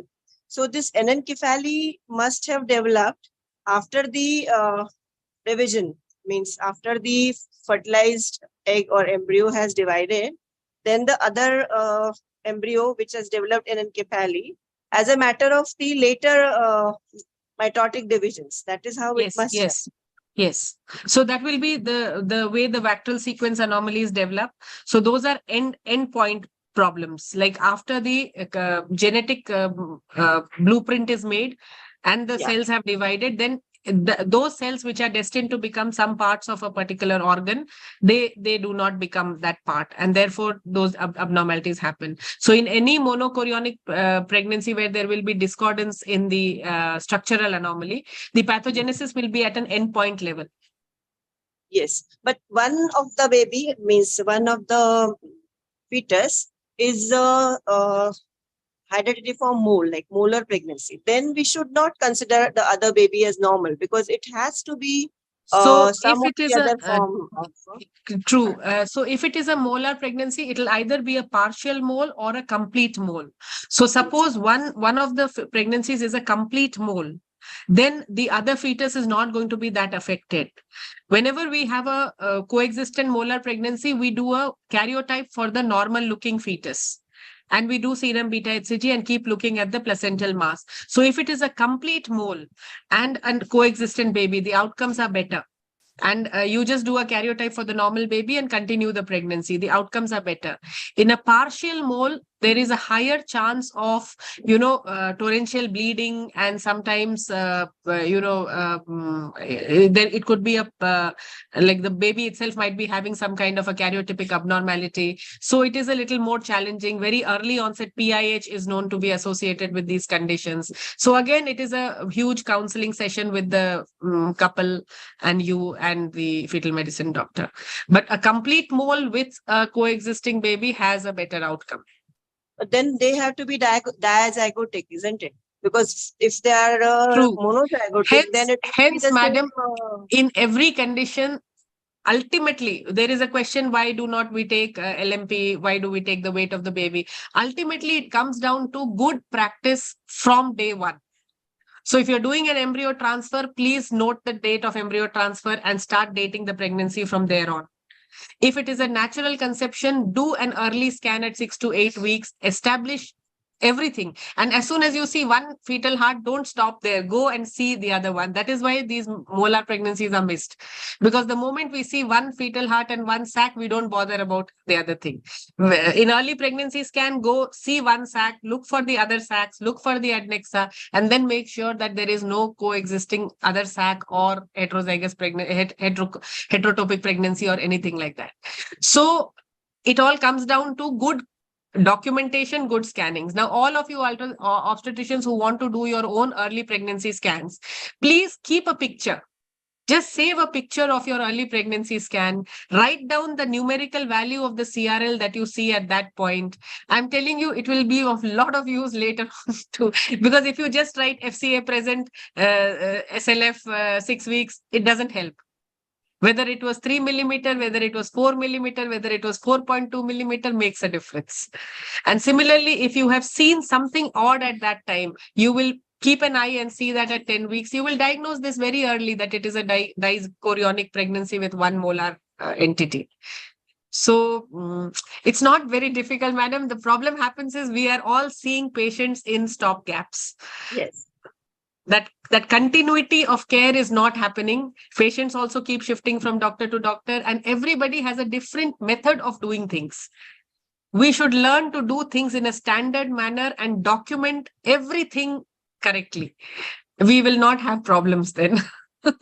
Ma'am, if time permits, I actually, totally agree with you, Dr. Chinmay. And Vrinda, let me ask one question while we've got her trapped here on the No, it's a pleasure. I know you mentioned this, but I want it very much clarified. Now we've got dichorionic, diamniotic twins. Okay. The ultrasound is normal at 13 weeks. But the double marker comes with a very high HCG report, and then they correct it and still say correct for twins or something like nowadays the report, and they still say that there is a high risk that the baby has got T21. Okay. Now it could be either of the babies. So what exactly should be our next step? In this particular situation, I would not hesitate to do an NIPT. Because your scan will tell us which twin is affected. No, but it may not be affected, no? Okay. So if your scan is completely normal and all you're getting is a high beta HCG, sometimes it can be a lab error also, because beta HCG is a very labile molecule. And if temperature control is not maintained at the time of transportation, you can have a high beta HCG. So if the scan is normal and it's only a biochemistry based risk and you are at risk of doing 2 invasive procedures, I would do an NIPT first. If the NIPT comes low risk for trisomy 21, it automatically tells us that both the babies don't have trisomy 21. So then we don't need to do anything further. If the NIPT comes as abnormal, then I will call them at 16 weeks and do an amnio for both the babies. It may still be a false positive, but we have to do an amnio if NIPT comes up normal. Okay. Thank you so much. Thank you so much. Ma'am, we have one question from the audience. Why don't go by LMP for EDD rather than ultrasound EDD, which is on the basis of weight of the twins? Yes. So we don't want to wait till the weight of the twin to date the pregnancy. We are talking about just the crown rump length, because all of us know that LMP recollection is not one of the, sure shot methods of remembering dates. In a singleton pregnancy, if the LMP recollection and the CRL is within 1 week of acceptance, we go by LMP, we don't mind. But in twin pregnancy, when you have two different CRLs, again, you will have confusion. So dating by CRL is acceptable, and CRL in early pregnancy with the larger CRL as your baseline will help you avoid problems later on for dating. Yeah. Thank you, ma'am. Thank you. Thank you, Dr. Chinmay. Now Thank back you, to Dr. Monica. I think Purnima can introduce the second session again. Yes, ma'am. Yeah. So I would like to invite our chairpersons for our second session. The first chairperson is Dr. Pratibha Sharda ma'am. Ma'am is Vice President of Bhopal Obs and Gynae Society, past Secretary BOGS, Senior Consultant Obstetrician and Gynecologist at Sharda Hospital, Bhopal, and life member of FOXY, Indian Menopause Society, and IMA. I welcome you, Pratibha Sharda ma'am. Thank you. Are you there, ma'am? Yes. Thank you so much, ma'am, for joining us. Our next chairperson is Dr. Shabana Sultan, ma'am. Ma'am is professor in Department of Obs and Gynae GMC Bhopal, and ma'am is past Joint Secretary Bhopal Obs Gynae Society, past Treasurer, present Secretary Bhopal Obs and Gynae Society. I welcome you, ma'am, for chairing our second session. Shabana, ma'am. I think ma'am has left. Thank you, Purnima. Thank you, Purnima. Thank I you, would Dr. like to hand over I'm this. here, Purnima. Thank you, ma'am. I think your internet connection is a little unstable, Shabana. Yeah, Shabana is on like traveling probably. Yes. Okay, so Pratibha ma'am, can you introduce our speaker, Dr. Yeah. Thank you, Dr. Purnima, for the kind words. And after such a wonderful presentation by Dr. Chinmaya on the antenatal care, that was really awesome. On a by road journey from Indore to Bhopal. So, okay. So, and such a concept of chorionicity, as Madam said, nothing to be read without chorionicity. No sonography report without chorionicity from tomorrow onwards. So that was a great concept. And after that, we have our second talk on the intrapartum and the postpartum care on the multifetal pregnancy. And for that, we have Dr. Reena Rani with us. I welcome you, ma'am, on behalf of Bhopal Obs Gynae Society. And ma'am is assistant professor in Maulana Azad Medical College with a special interest in high-risk obstetrics and fetal medicine. She is a co-editor in various bulletins like AOGD and NARCHI. She has also been examiner in MRCUG courses and has published various articles in national and international journals. So I invite Dr. Reena for enlightening us on this important topic of twin management. Yeah, and thank you so much, ma'am, for the nice introduction. And first of all, before beginning my presentation, I would like to say thanks to the organizing team for giving me this chance to present this topic in front of the many stalwarts in the Obs and Gynae fraternity. So I'll be covering the topic, which is as Chinmay ma'am has already covered the antenatal part of the multiple gestation. So I'll be covering the intrapartum and the postpartum management. I'm just trying to start my slideshow. Yes. So why it is essential to know the intrapartum guidelines and the postpartum management of these women, which every obstetrician should know. Is it has been seen that multiple gestation, they're associated with lots of problems with the baby and the mother and obstetrician too, as ma'am said. So these babies at an increased risk of stillbirth. It is around 13-fold in monochorionic twin, and the risk is less. It is around 5-fold in dichorionic twin. The morbidity in the babies, like prematurity, risk of aneuploidies, risk of birth asphyxia, is quite high in these babies. While the mother is also at high risk because of the high risk of postpartum hemorrhage, chances of gestation hypertension, preeclampsia, and the complication associated with them. So various societies are there which are trying to find out the various causes of reducing stillbirth in these groups. So there is one society that is Twin and Multiple Gestation Association. They were trying to find out how can we reduce the stillbirth. So they said that the important factor is identifying the complication which are specific to multiple gestation. And as ma'am said, the chronicity is very important. Once we have covered that particular thing, the second important time which comes in their life is the intrapartum stage. So they say many tragedy in the intrapartum period, they could be reduced by giving proper intrapartum guidelines and training the obstetrician and the people who are monitoring these deliveries. So, most important thing is counseling about the timing of birth. Now, why it is important? Majority of the time, 60% of this twin, they will deliver on their own. They will go into spontaneous labor before 37 weeks, while the triplet will deliver in around 75% of the cases before 35 weeks. And hence, the chances of preterm delivery, chances of NICU admission, they are quite high in these babies. NICE says that if the planned birth doesn't take place at or around 37 weeks, the chances of morbidity increases in these babies. Though the ACOG guidelines, they say it is around 38 to 38 plus 6 days in case of DAGC, while NICE says MCDA do a planned delivery at around 36 weeks.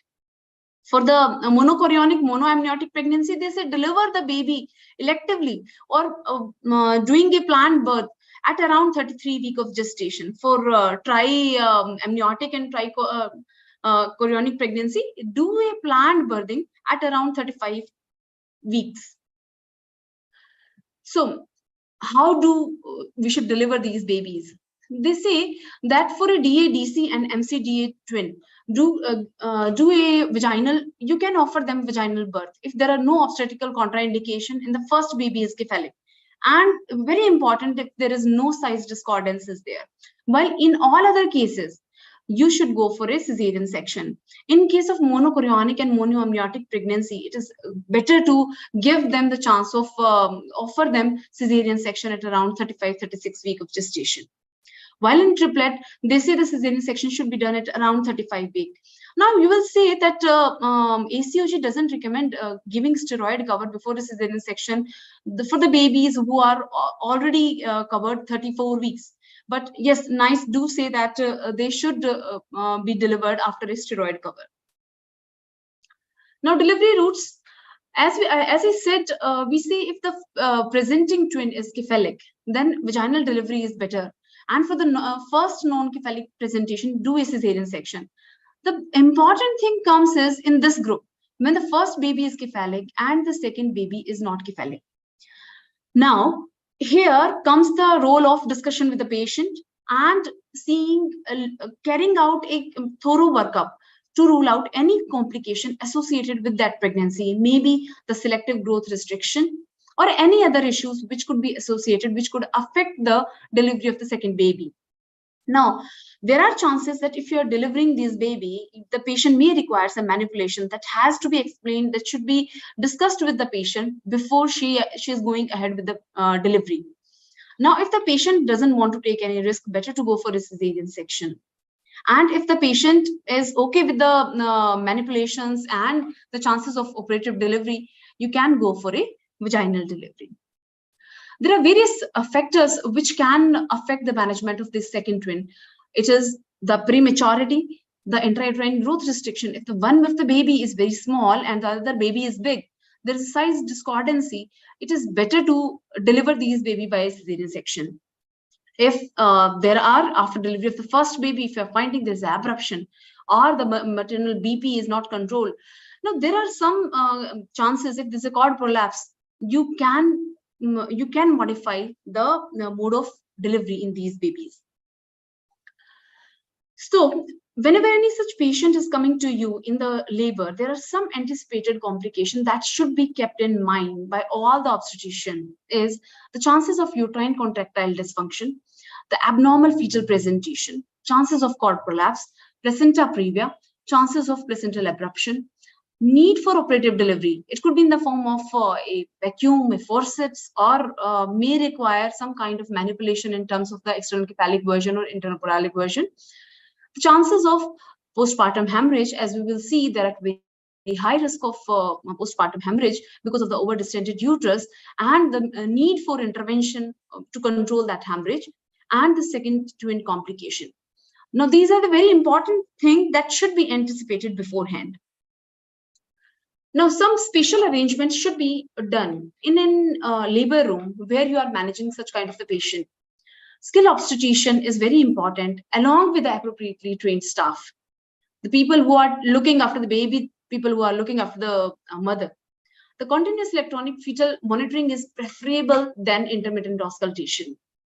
You should have good blood bank, or you should be connected to the blood bank because it may be required at any time. A portable sonography machine is something very essential. As ma'am said, Chinmay ma'am said, there are so many uses of ultrasound machine in antenatal period. Yes, during intrapartum, it is very essential so that you can give good care to the mother. Second is, you should be in connection with the anesthetist, and there should be skilled separate attendant for each baby. There should be adequate delivery area and the equipment on the site to provide emergent anesthesia, and the operative delivery thing should be there. And the chances of requirement of neonatal resuscitation are there, so all the equipment should be there. These are the various checklists which are provided by FIGO. They say that whenever a patient with a multifetal gestation coming to you in the labor room, you can have the checklist. It's a team member checklist which you should inform whenever any patient is coming. This will have the patient name, the hospital number. The coordinating midwife should be informed, the senior obstetrician, neonatology team, anesthesia team, and the operation theater team should also be informed. Various in the things, the various equipments which may be required for the delivery of this baby, like the large bore cannula, because the patient can have a good amount of hemorrhage. They can have they may require blood transfusion, so you should send the samples, keep the blood cross-matched. You should have a portable scan machine so that you can see the presentation of the baby and the lie of the baby during labor. You should have a CTG machine where you can monitor both the baby fetal heart, and these are the various other things which should be there, like the instrumental delivery sets and the episiotomy scissors and the different clamps. So coming on to this thing, that whenever any patient with the multiple gestation coming to you in labor room, it is very important to scan her all the records in terms of taking the history, confirming the dates, so that if the patient is given wrong dates, you are sure that she is a patient with how much risk of prematurity is there, what all procedures she has undergone during the antenatal period, or what all treatment she has received during the antepartum period. After that thing, once you have done all these scanning, you have documented all the findings, it is important to examine the mother, but just doing a per abdominal examination is not enough. For localizing, for confirming the presentation, it is better to do a scan. So it is essential, or it's a kind of necessity. If you have multiple gestation mother in the labor room, you should do a scan. You should offer continuous cardiotocography for these patients. As I said, intermittent auscultation is not a good method in these pregnancy. So it is better to have a dual channel cardiotocograph machine. And as we say that if you are monitoring these babies with the continuous CTG, and you are finding that the trace is suspicious or it is pathological, keep a low threshold for the cesarean section and do a cesarean section if the findings are not fine. Doing a fetal scalp sampling, doing fetal scalp stimulation will not tell about both the babies, how they are performing. Because these mothers can have a prolonged labor, they can have a slow progress. In these babies, they have the chances of undergoing various procedures. For those who are planned for a vaginal birth, it is better to offer them an epidural. And secondly, for the patient who are going for a cesarean section, it is better to offer them the regional anesthesia. Now, important thing is these patients, as ma'am said, these mothers are at high risk of gestation hypertension, preeclampsia, and even diabetes mellitus. So while you are monitoring the baby, it is essential to monitor the mother also. There are high chances that the baby may shoot. You may require injection myself. So it is important that you are monitoring the vitals of the mother continuously along with the baby monitoring. The labor augmentation, the various studies say that labor induction and augmentation, they can be safely done in twin pregnancy. Though the chances of progress of the labor, they are slower in twin pregnancy as compared to the singleton. And oxytocin, it may take a longer time for the augmentation. Regarding the care of the second stage, as I said, the continuous fetal heart monitoring is very essential. Now, as the baby delivered, immediate cord clamping of both sides should be done. The evidence is ACOG said that we cannot say that in all of the these patients you should do delayed umbilical cord clamping. There are various studies which say that it is of benefit, but some says that it may not be of benefit when you are delivering such babies. So, and no prophylactic oxytocin and methogen should be given after the delivery of the first baby. Following the vaginal delivery of the first baby, check the presentation. You can keep one assistant and who could tell you, okay, once the one baby is delivered, there is a phase of inertia, uterine inertia. At that particular time, immediately assess the lie of the fetus. You can take help of the scan also. Once you are confirmed that what is the lie of the patient, if the lie, whatever is the lie, try to make it longitudinal. And you will ask your assistant to hold the baby in that particular position. And then once you are sure it is longitudinal lie, you can augment the labor with oxytocin. And once the presenting part is coming to the ischial spine and it is engaged, then you can do an artificial rupture of membrane and you can deliver this baby. Most of the time, this is a situation, you will have both the cephalic fetus, one baby will deliver, another baby in cephalic position. You will keep this lie stable, you will augment the labor, and then you will deliver this baby after doing amniotomy. Then other condition is, which could be of problem, is this one.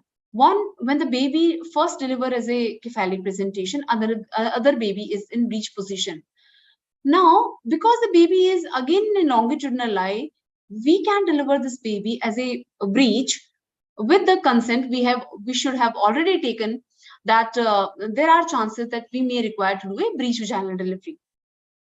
In the third condition, when the chances are less and one of the babies in transverse lie.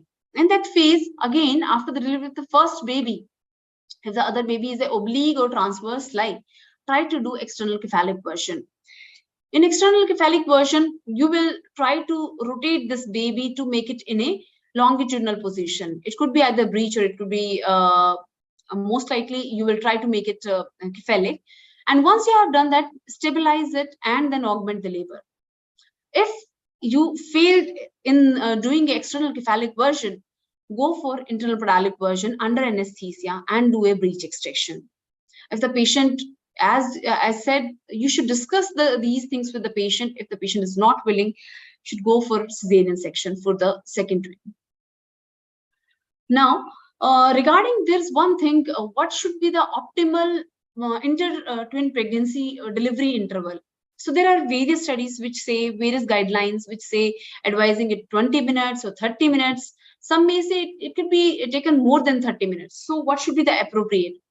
The recent FICO opinion says that the delivery, the optimal time, you should look for the fetal heart.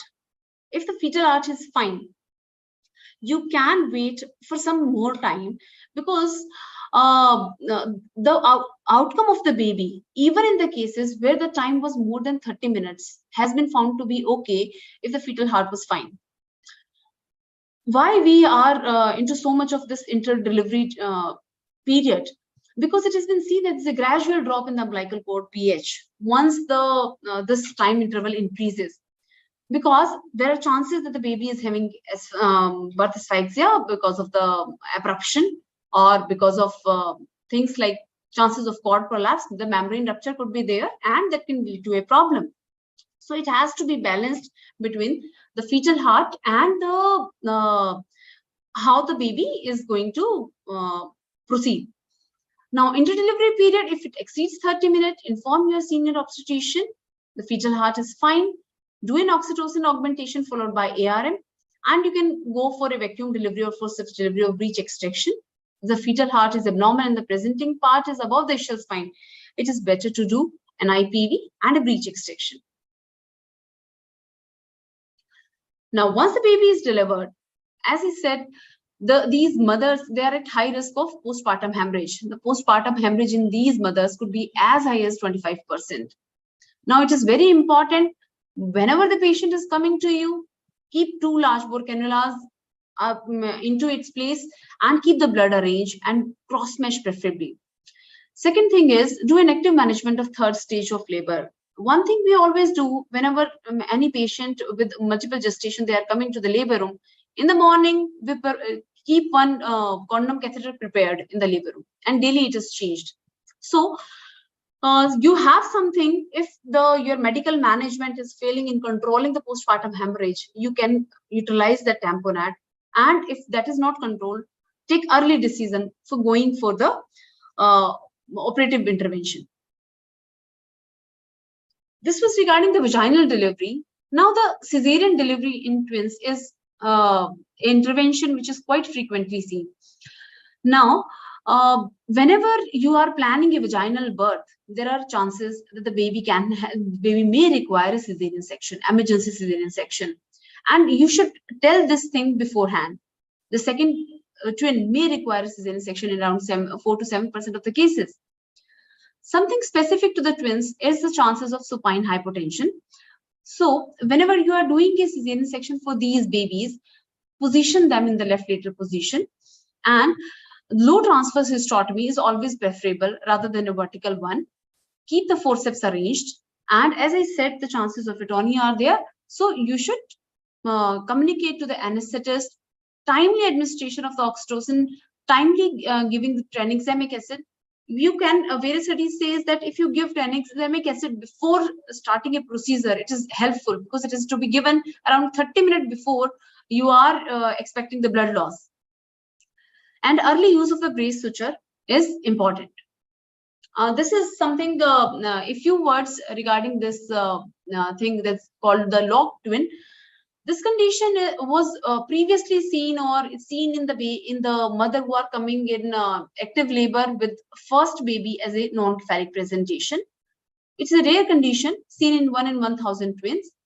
Now, what happened here is the chin of the baby gets stuck with the other baby chin, and so they get locked.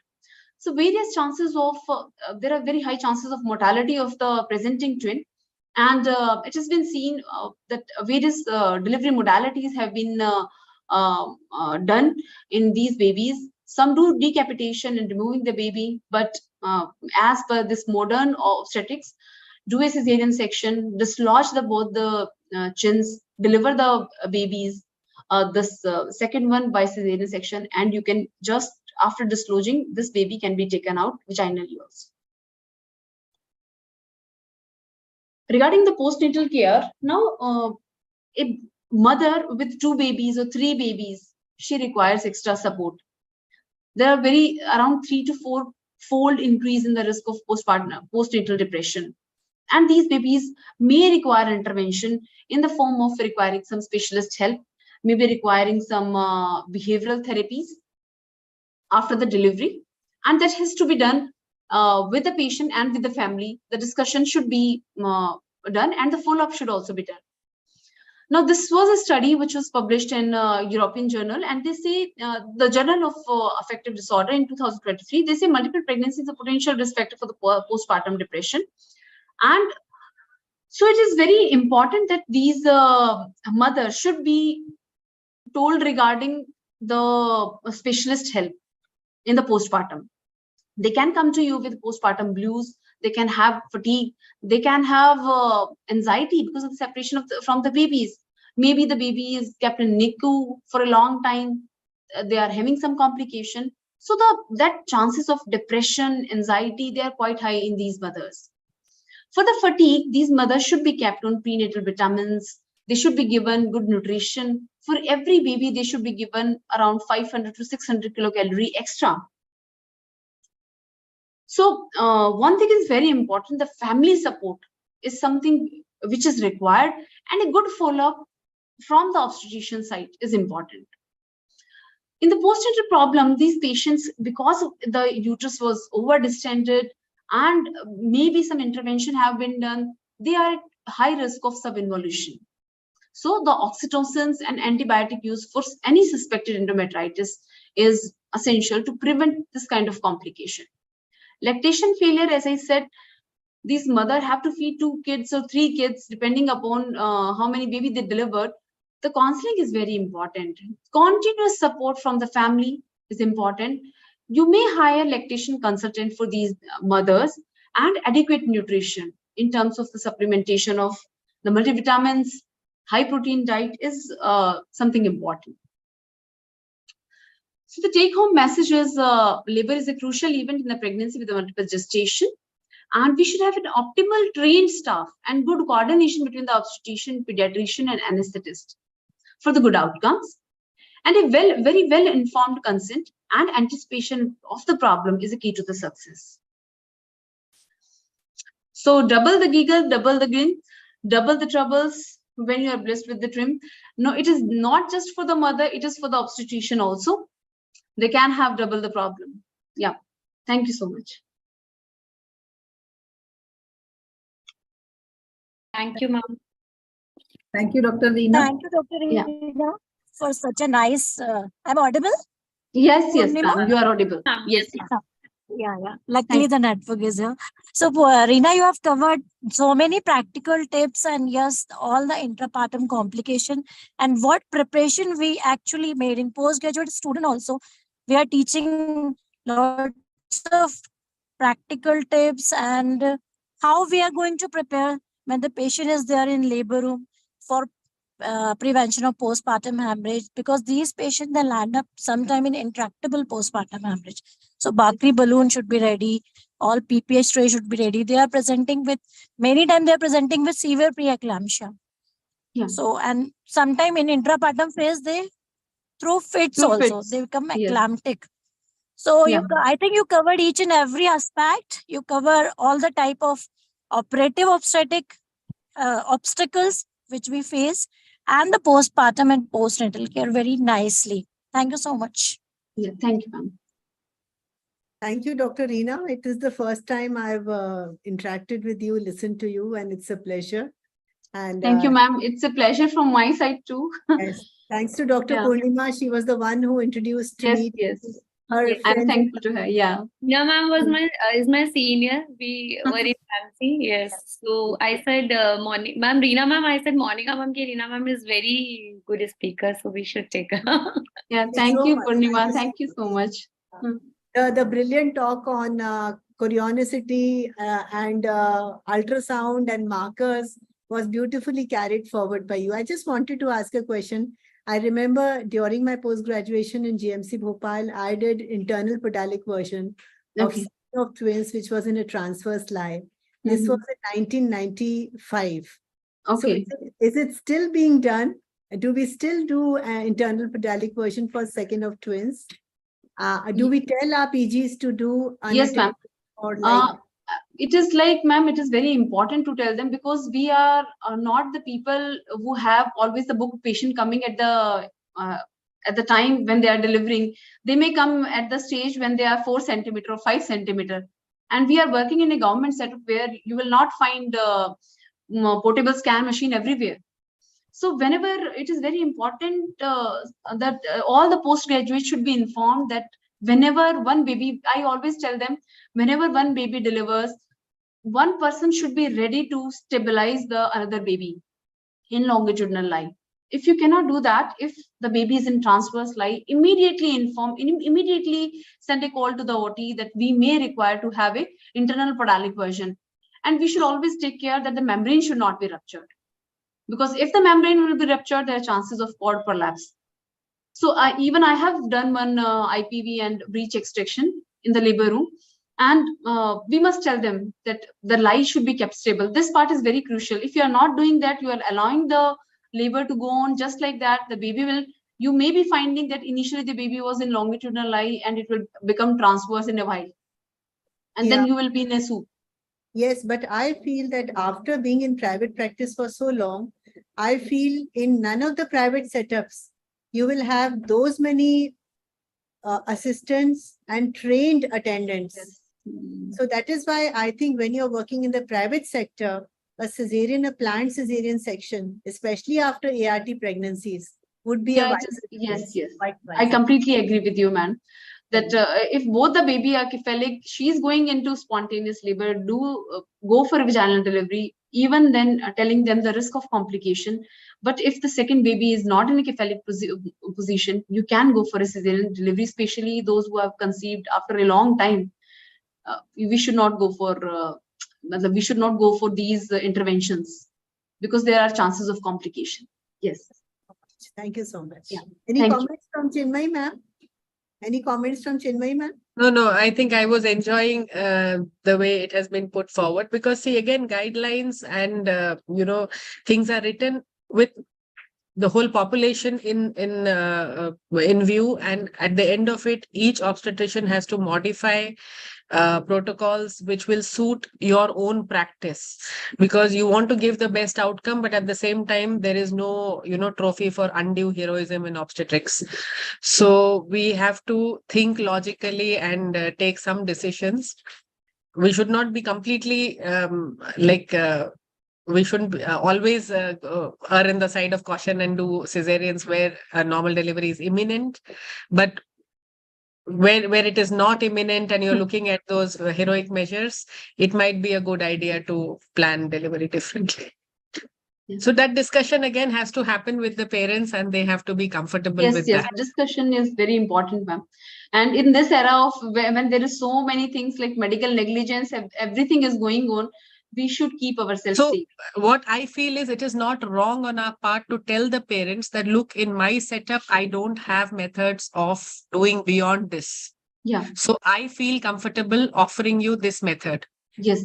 If you feel you want it differently and you want to check out another center, or you want to go to the government hospital, you have an option, and maybe it's safer on our side to document it. Yes. So if they decide that, no, we don't want that option, then you know that it is not that you didn't give them that option, because this debate about rising cesarean section rates, this debate about intervention and gestational age will never stop, and nobody will go to the nitty-gritties to what are our real-time problems.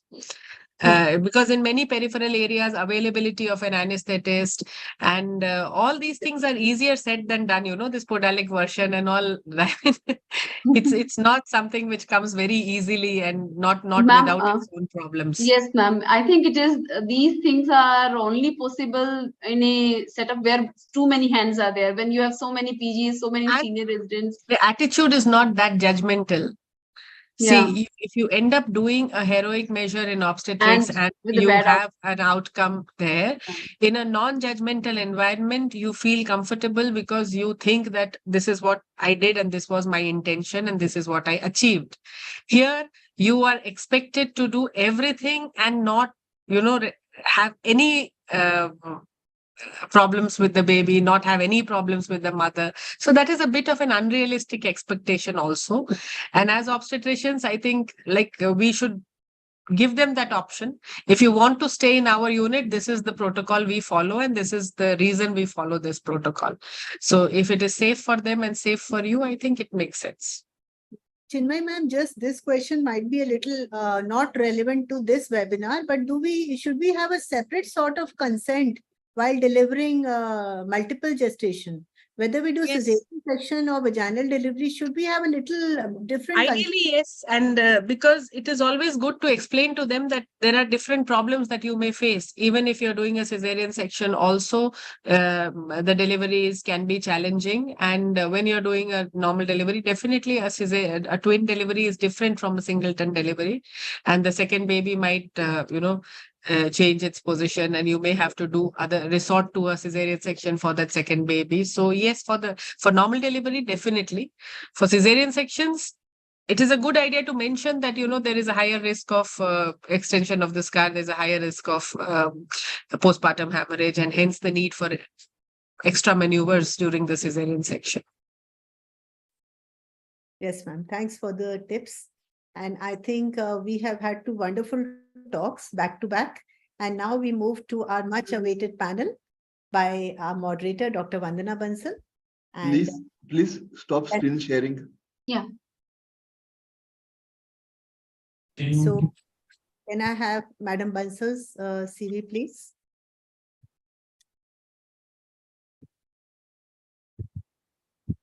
It is with great pleasure that I again introduce Dr. Vandana Bansal, and I welcomed her. I think I've talked about Madam, and we are so glad and honored to have her. It was Chinmay ma'am who suggested her as moderator. And I remember her telling me very distinctly that she would be the best moderator for your panel, Monica. So I'm so honored to have you, ma'am. And I'm sure not only our panelists, but all our audience and all of us would benefit after these two deliberations about the clinical questions that you're going to ask us. Thank you so much. You need to unmute, Dr. Vandana. Thank you, Dr. Monica Singh, for inviting me, and for BOGS for inviting me. And Chinmay, special thanks to you for giving feedback to them. And I hope I am able to do what you want us to do. So I think I'll have to. My screen stop share again. Madam, you have a very busy desktop. I know, sorry. Okay, introduction of panelists. Yeah, somebody can do the introduction of panel. Yes, I will do that now. Dr. Vishal, can we have the slides, please? So then I'll need to stop share. Somebody is sharing the screen first. Yeah.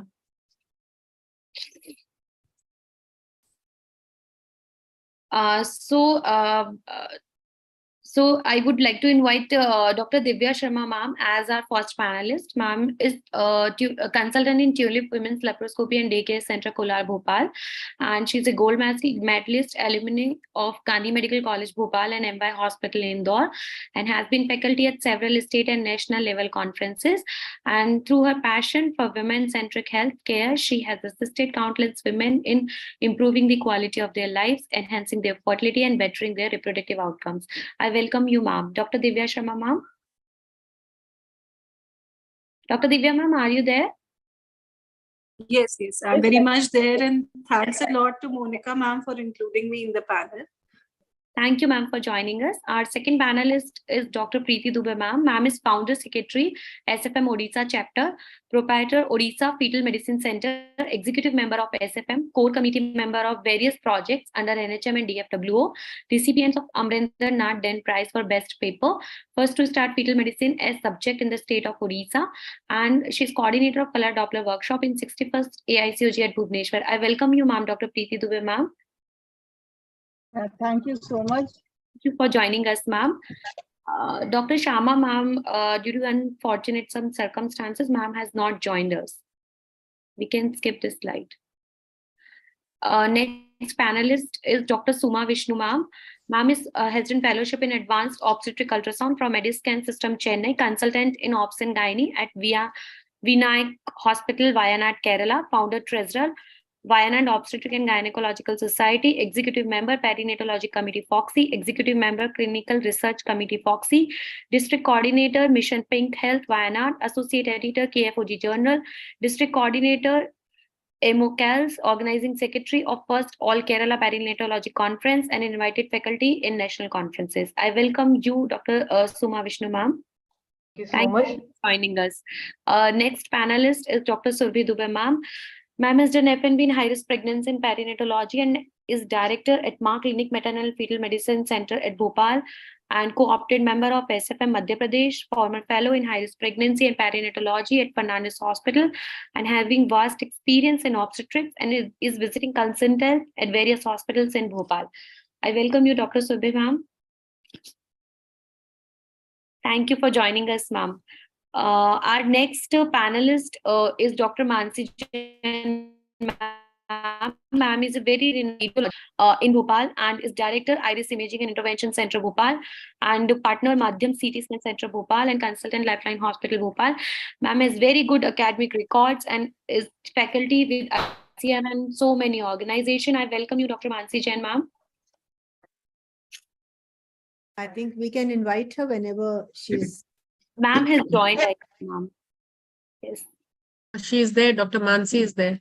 Yes. So I would like to hand over the session to Dr. Vanna Bansal, ma'am. Yeah. Thank you, ma'am. So thank you, Bhopal Obs and Gynae Society, for calling me here. So I am going to take you through cases, and I think all of our panelists are, three of us are maternal fetal medicine, one fetal medicine, one obstetric, and one radiologist. So we have a very good team of panelists, and we are going to take some cases which are actually challenges in our clinical practice, and I have taken them out from my own practice to see what can we do about them. So I think we've covered all the introduction, and we know there is an epidemic of twin pregnancies, more because of fertility as well as late age of conception. So we know there is maternal morbidity. We've spoken about it in the previous lecture, more preeclampsia, diabetes, thromboembolism, pulmonary edema, PPH, and all that. And also perinatal mortality, which is extremely high in these twins. And all of this is more in monochorionic twins. But yes, it's also there in dichorionic. The prematurity is more, the growth restriction is more, malformations are more than singleton. And also we have our complications of monochorionic twins. And these can also lead on to cerebral palsies and problems of that. So when we are going to go through these cases that we are talking about, we will whether they are monochorionic or they are dichorionic, because as what Chinmay says, the chorionicity is very important. There is nothing, no report which should have no chorionicity written on this, because they are both associated with abnormalities and the management will differ according to the chorionicity. So single fetal demise, fetal growth restriction anomalies, and risk calculations are different in DCD and MCDA. And special MCDA abnormalities, we have a TTTS TAPS, which I think Chinmay has already covered. So I will not go into these specific ones. The ones which we routinely come across in our obstetric practice is what I'm going to take you through. So let us start with the first case. And I think what I'll do is I'll have two people for one case. So maybe for the first one, Divya and Dr. Suma can help me with this case. Is chorionicity extremely important or okay to not do a chorionicity in twin pregnancy? So Dr. Divya, you can start that with. Dr. Divya is there. Dr. Divya, you have to unmute. Yes. Yeah. You're muted. Divya, you're muted.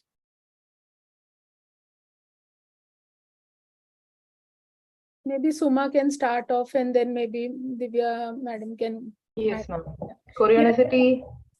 Chorionicity is something which we have to assess as early as 12 weeks in a twin pregnancy, because however we are going to plan our management with regard to the twin pregnancy is depending upon chorionicity. So that should be determined as early as possible, and as Chinmay madam highlighted, that should be confirmed before 14 weeks of pregnancy.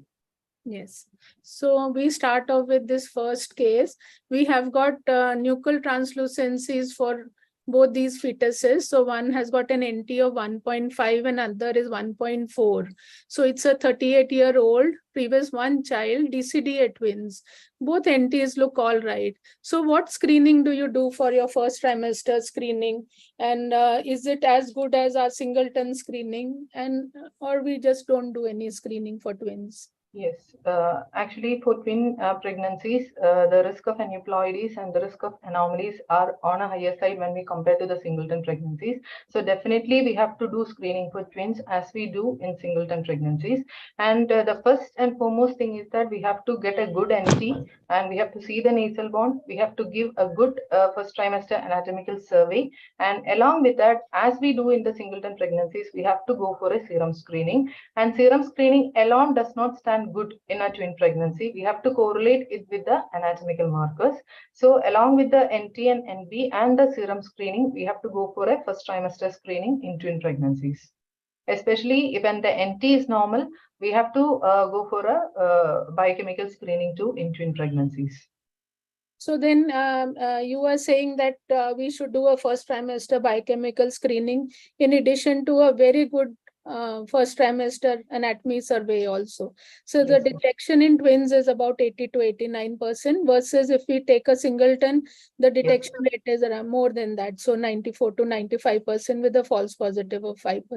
So the take home here first is if NTs are normal and the structure is normal, we still need to do a first trimester screening in these cases. So for MCD and DCDA, Suma, you can continue with this. Do we get two reports or one report? How does it work according to the Korean? Actually, in DCDA twin, we are treating the both of the twins as individuals. So we have to get two NT for them. We have to treat them as two individuals because their placentas are definitely different. But for MCDA, definitely they've got a single placenta. So we have to get an average of the NT and you have to give a single report.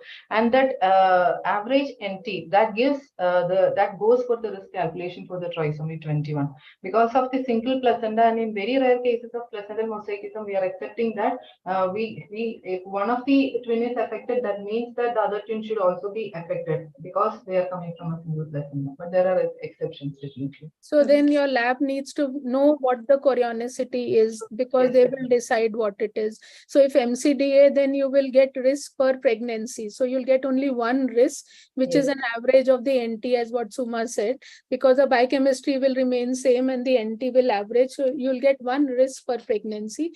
And if it is a DCDA fetus, the risk will be of two fetuses with two different CRLs and two different NTs. So you will get two risks from there. Yes. So now our patient back again, she was 38 years old and we get this risk. It's a DCDA twin. So I have two risks which have come up. One risk is 1 in 255 and one is 366. So now we are in a soup because they both have come as intermediate risk. And as you said, DCDA, you could have one fetus normal, one abnormal or both abnormal, which is very, very rare to happen in a DCDA.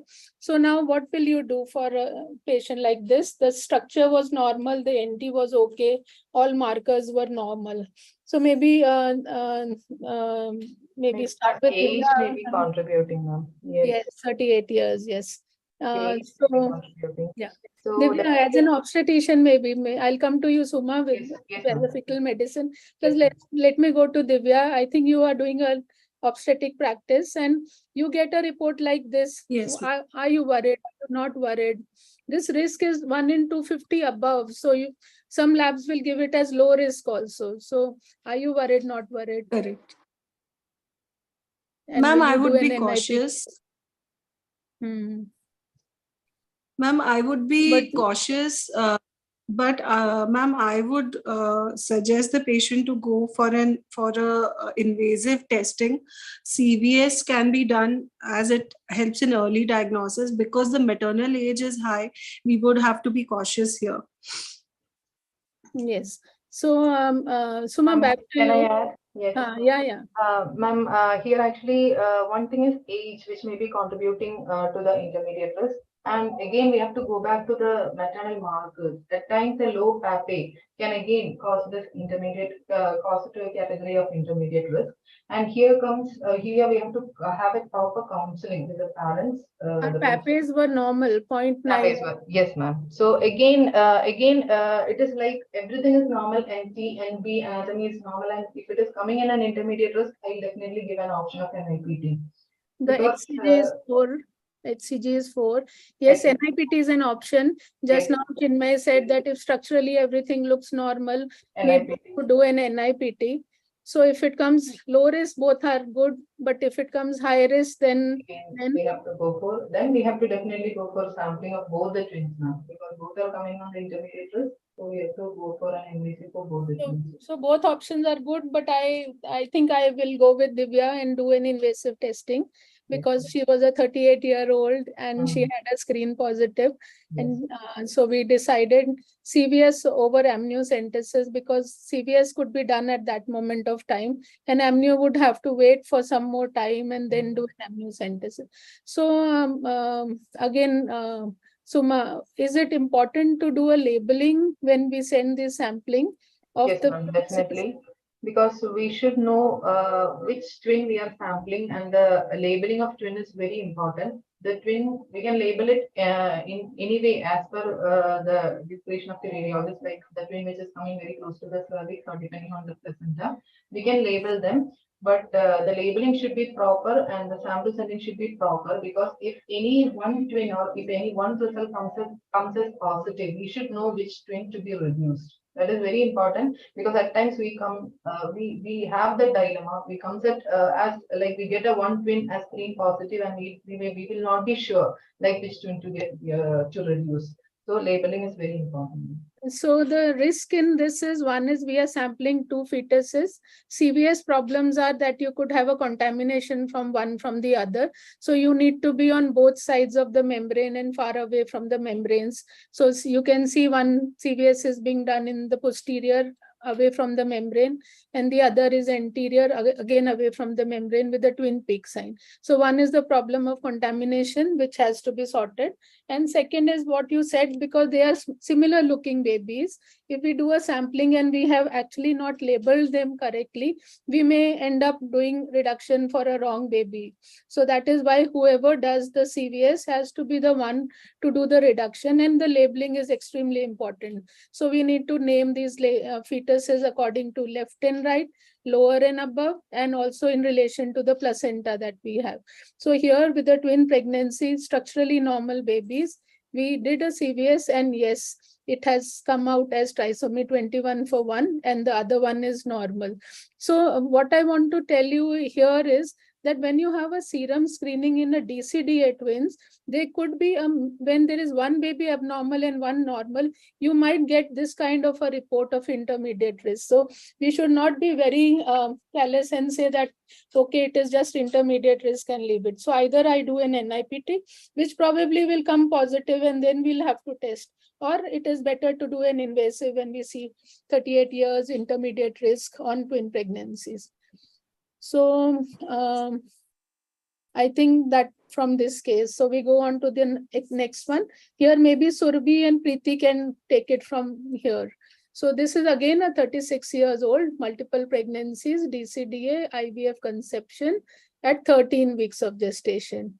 So maybe Surbhi can start. Surbhi is a maternal fetal medicine.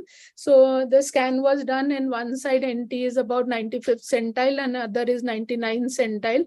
The rest of the structure looks quite normal, with normal cardiac, and it is a DCDA with a single placenta with a twin peak sign. How will you plan to manage her? Do we just terminate both of them? Do we do a NIPT or a screen, or maybe an invasive testing? Surbhi. Ma'am, I will prefer invasive testing in this case, because the NT is on higher sides, more than 95th centile for both of the fetuses, though the other structures look normal at this moment. And I will prefer CVS over amnio, because it can be done at 13 weeks and we will get the result earlier. And we can decide on selective fetal reduction, which is easier and with a lesser rate of miscarriage in twin pregnancy if done in first trimester. That is only around 7%. If we reduce a fetus later in second trimester, the risk of miscarriage increases to 14%. So I will opt for a CVS and will do it for both the babies separately. And which genetic test? I will opt for both a fish and a microarray, because fish will give me an earlier result within a week or so, and my complete microarray will tell me the whole status of the genetic profile of the baby. So few more things what Surbhi has put in is, if we are doing first trimester CVS, we will get a report early. And in case reduction is required, first trimester reductions have lesser risk than a second trimester reduction. So I am with you that we probably will do a CVS for both the fetuses. Right? Yes. So Yes. for both the fetuses we would do, and yes, we will send for a fish for an early report, and also send for a microarray, because if they are both normal, then microarray will be required for increase NT. So here Yes. we are with the reports. So Preeti, we've done the CVS and it has come out as one baby has trisomy 21. We had labeled them. We are sure we have one baby which is trisomy 21. So what will you do now, Preeti? I think we will wait for the normalcy of the chromosomal microarray report.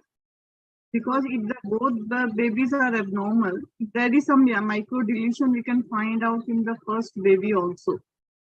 And if both the reports are normal, then we can follow it with fetal reduction of the twin B baby.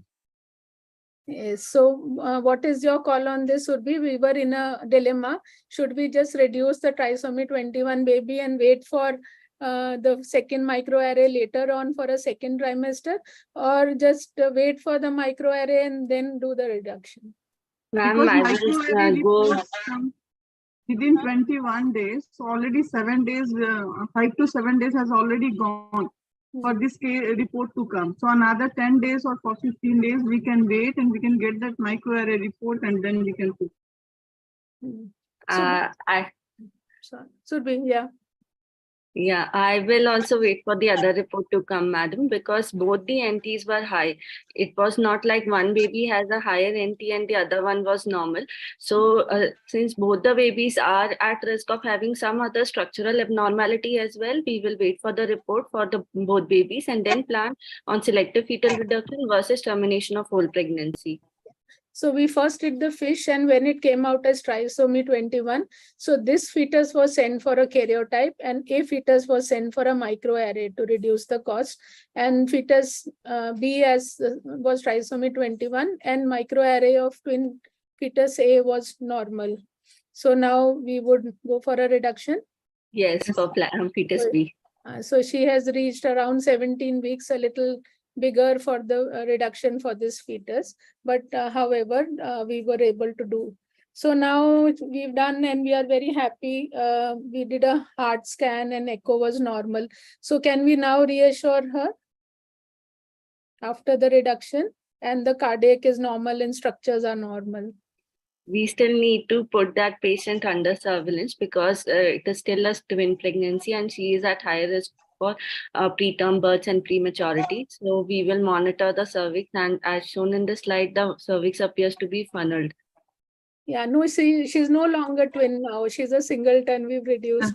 So does the risk remain same for a twin preterm and a reduced fetus preterm from a singleton pregnancy? Any Yes. call on that, Preeti, also we can take that. Even if we reduce one fetus, ma'am, the surviving twin still has a chance of landing up in preterm birth and delivering prematurely. So maybe Divya, as an obstetrician, do you routinely do a cervical screening in twins, and do you routinely put a cerclage for all twins? Ma'am, screening should definitely be done. I usually do a screening for cervical length at 20 weeks. Cerclage for all? Can you hear me, ma'am? Yes, yes. No, ma'am. Ma'am, so we don't do routine cerclages for all twin pregnancies, but if during the screening of cervical length, if the cervical length is less than 15 millimeters, then I would opt for a cerclage. I would not go for a history indicated or a twin indicated cerclage if the cervical length is appropriate.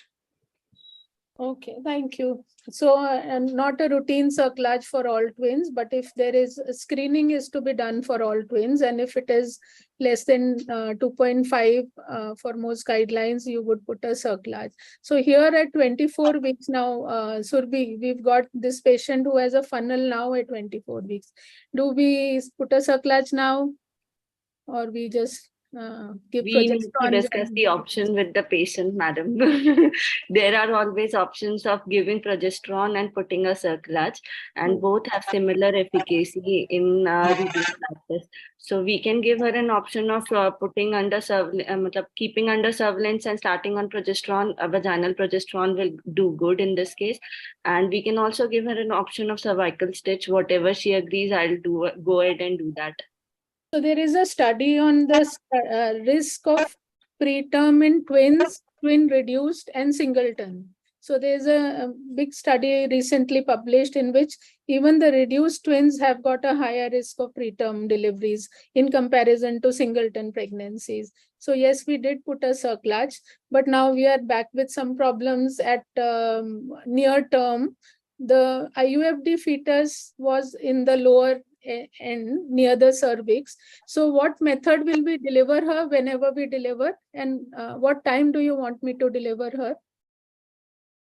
What method? Because the dead fetus has come in just above the cervix, so there'll be problem of dilatation probably. So one is whether we do a direct section. Second is which week of gestation you want to deliver her. She's a singleton reduced from a DCDA twin. IVF 30 We would like to take her till term as long as possible, monitoring her Doppler and growth. If the growth or the Dopplers dictate an early delivery, we will plan that. Otherwise, the maximum we will try to stretch it to term. And at term, what is the presentation of the dead fetus, whether it is cephalic or breech, or we can again give the option of choosing the mode of delivery to the patient as Caesar or vaginal, and we can plan according to the patient wishes. Preeti, any change of opinion? And we can admit the patient and monitor them. Yes.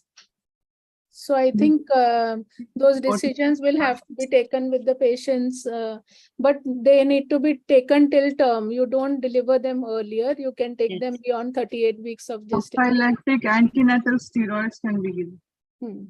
Yes, and the screening for growth as you would do for a singleton pregnancy. Yes. Why I brought this up is when the fetus is near the cervix, the dilatation will not happen probably, even if it is a cephalic, because 17 weeks fetus would become like a papyraceous fetus. So the issues we were having is, should we even try for a vaginal delivery in a cephalic, but there was one fetus just below the cervix.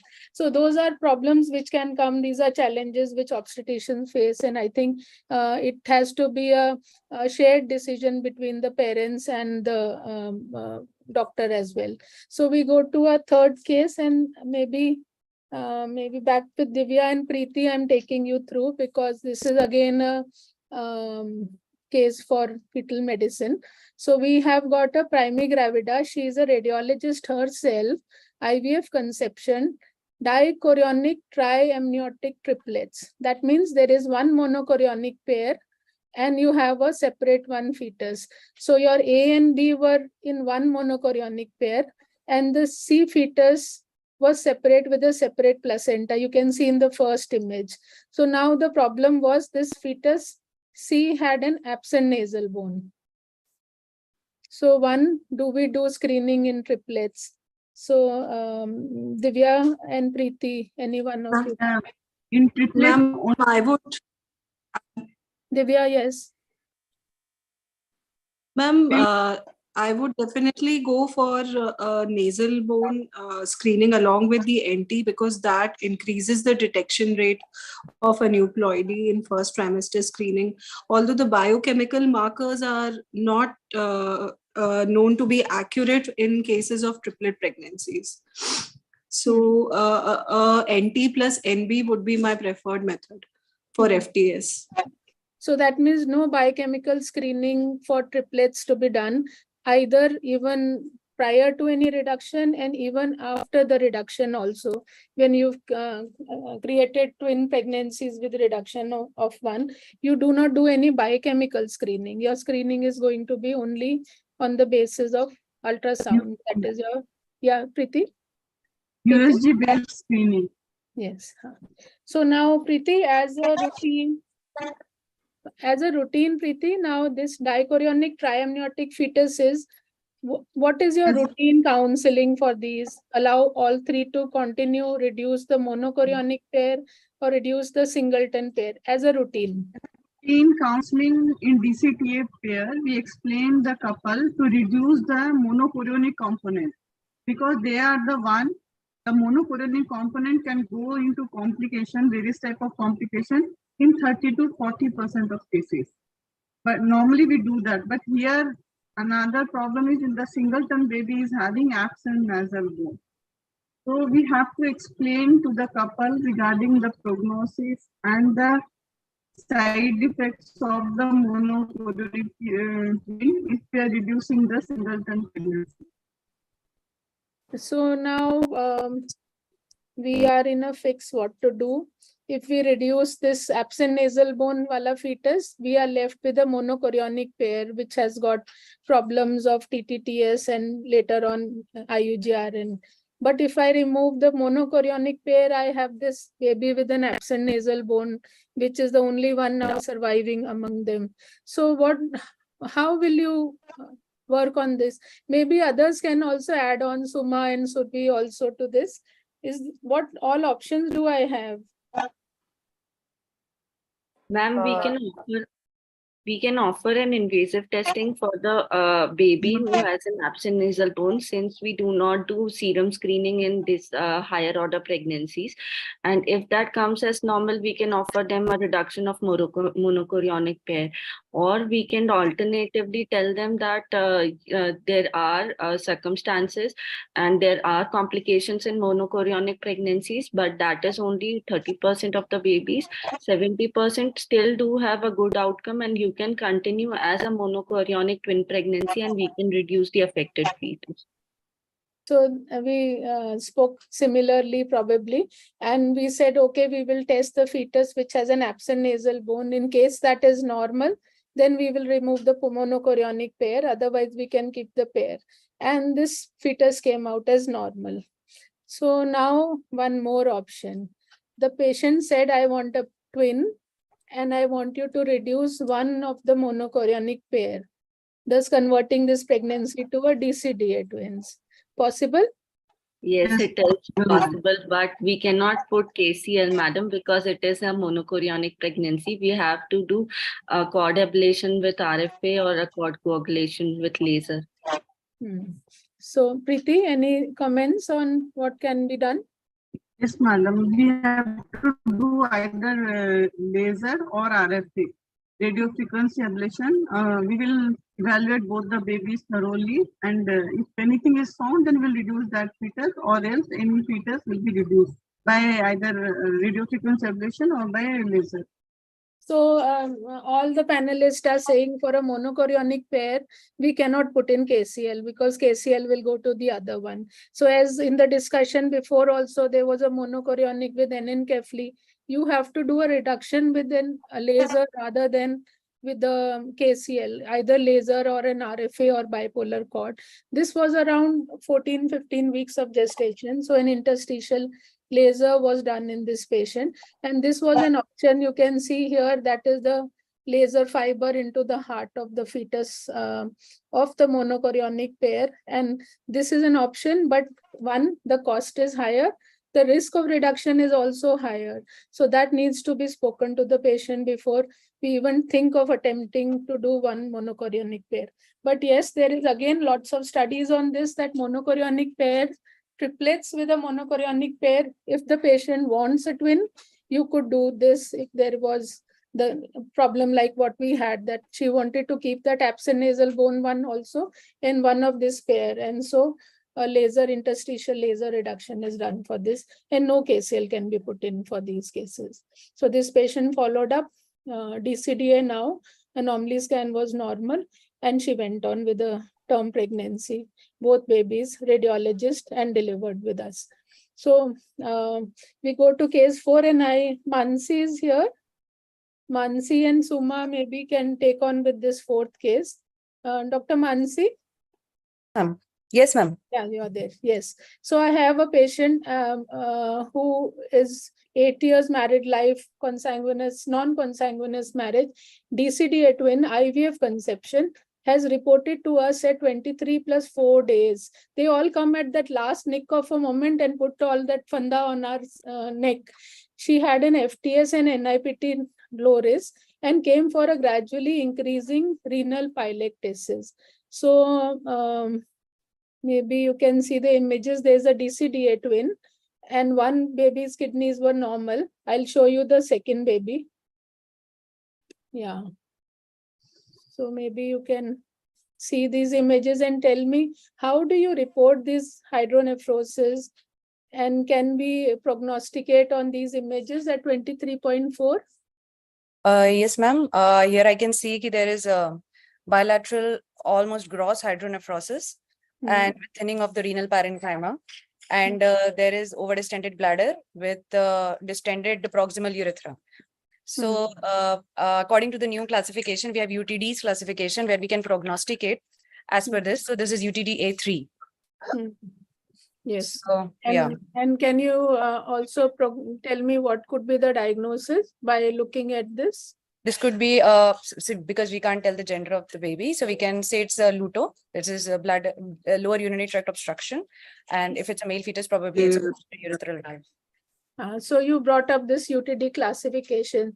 So this is a consensus statement that everybody should use the same UTD classifications, and by which, as you said, it is 823.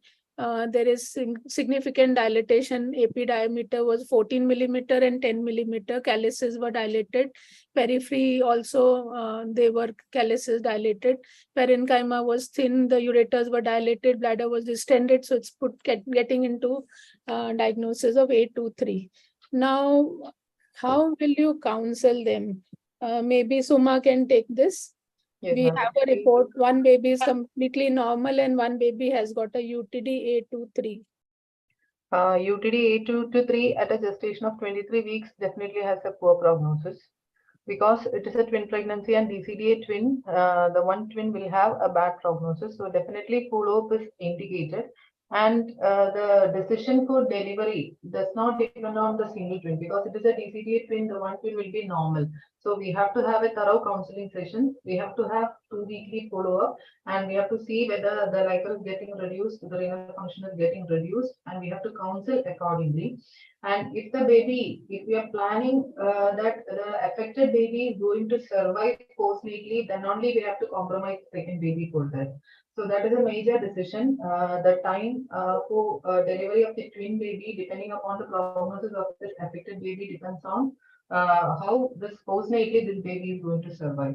So because it has a very poor prognosis, we have to counsel accordingly and we have to need a thorough follow-up. Yeah, Suma, but my patient says this baby, is this baby going to surely die in utero? Will I have a baby which is very morbid? What will be the prognosis? How will I manage this baby? Can I do a reduction? Yeah, definitely. If she is opting for a reduction, we can go, ma'am, because at 23 weeks with gross hydronephrosis and bladder outlet obstruction, we have to, I think we have to go for a negative counseling for the baby. Yeah, but the risk of reduction for the other baby, it is an IVF conception. So see, all these dilemmas were there. So why I brought these up is these are basic things that we don't have answers to, and they all need to be discussed with the patient and decide. So one is we go on with one twin and do a reduction. We still have RN 23 plus 4 weeks. We could do both twin salvage, but then extreme preterm 24 weeks. We are not in a position to cause a problem for the other baby.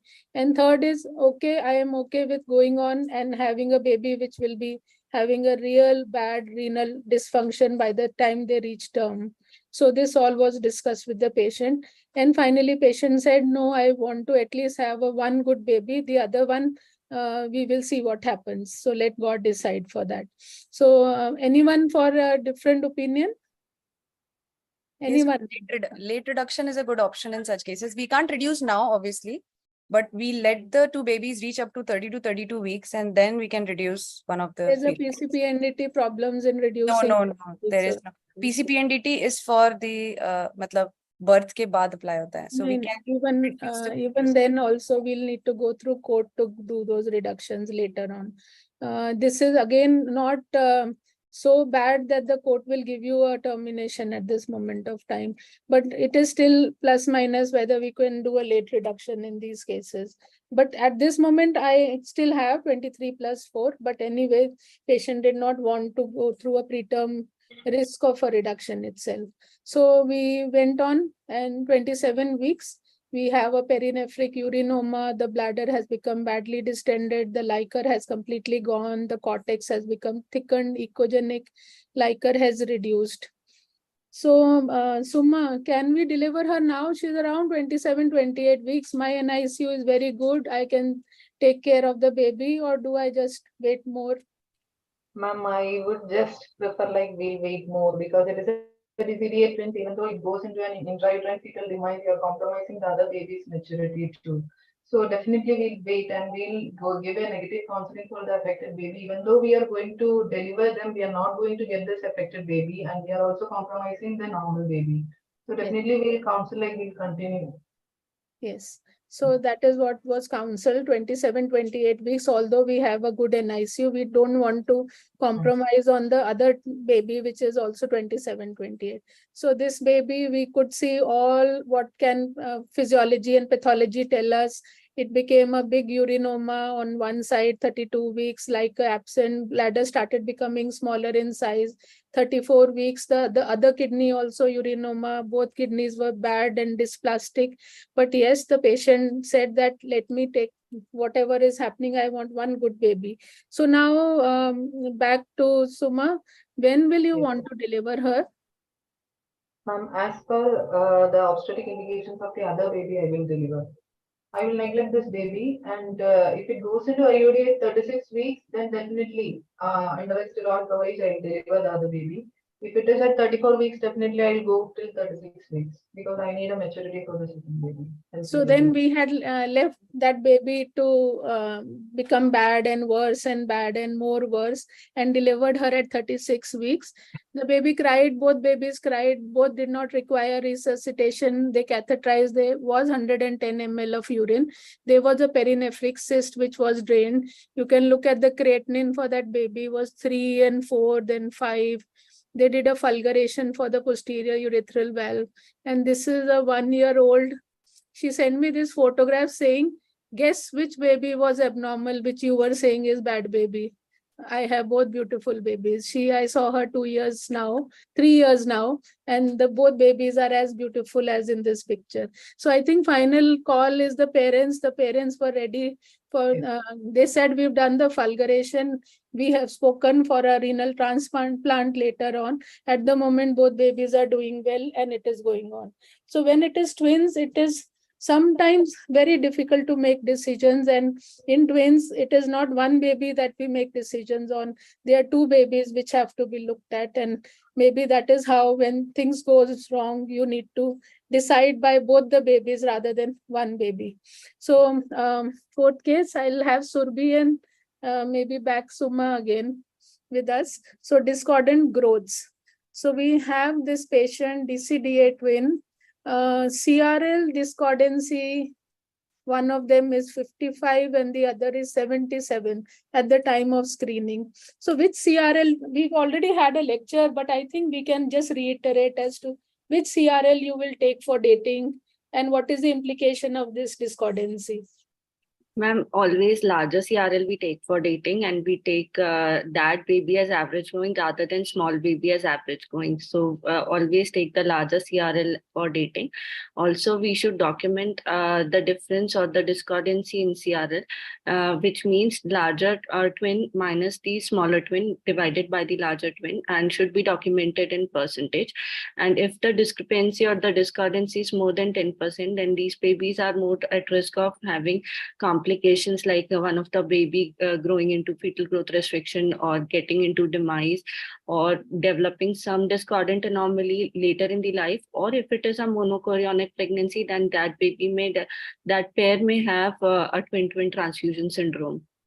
So this was a DCDA twins.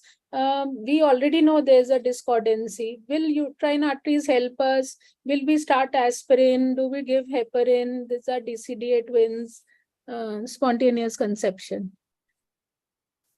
Maybe so too, we can continue. Yes. Okay, ma'am.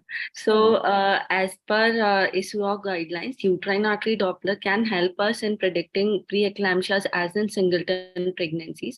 But mostly in first trimester in twin pregnancies, the uterine Dopplers are better than the singletons, and they are not that good predictor as in singletons. Still, they are a marker, and we always monitor the growth of the twin pregnancies because we cannot do that clinically. In DCDA, anyways, we are going to monitor the twin growth every 4 weeks or in a monochorionic every 2 weeks. So uterine artery Doppler is not of that much help as in singleton pregnancies. As per other guidelines, low molecular weight heparin or ecosprin, they also do not have a role in growth of the fetus per se. They usually help in reducing the incidence of preeclampsia as in singletons. So basically, it is a placental sharing which is discordant, and maybe aspirin and lonopin are not helping for this baby. Yes. So what kind of growth charts will you follow her with, and when will you call her back? Discordancy in the first trimester screening. Suma, maybe you can take it from here. Yes, ma'am. Actually, we'll go for an NT scan, definitely at 12 to 14 weeks. After that, at 16 to 18 weeks, it's not mandatory that every 4 weeks we have to do a scan, especially in case of DCDA twin. But if it is a case of MCDA twin, definitely at 16 weeks, we have to go for a growth scan with Dopplers to rule out any evolving TTTS2. And at 19 to 20 weeks, we have to do an anomaly scan. And after that, if it is a DCDA twin, definitely in every scan, we have to measure the discordancy. We have to see whether the discordancy is increasing. And after that, at 28 weeks, from onwards 28 weeks, every 2 weeks, we have to go for a growth scan. So which growth charts are you using for twin pregnancies?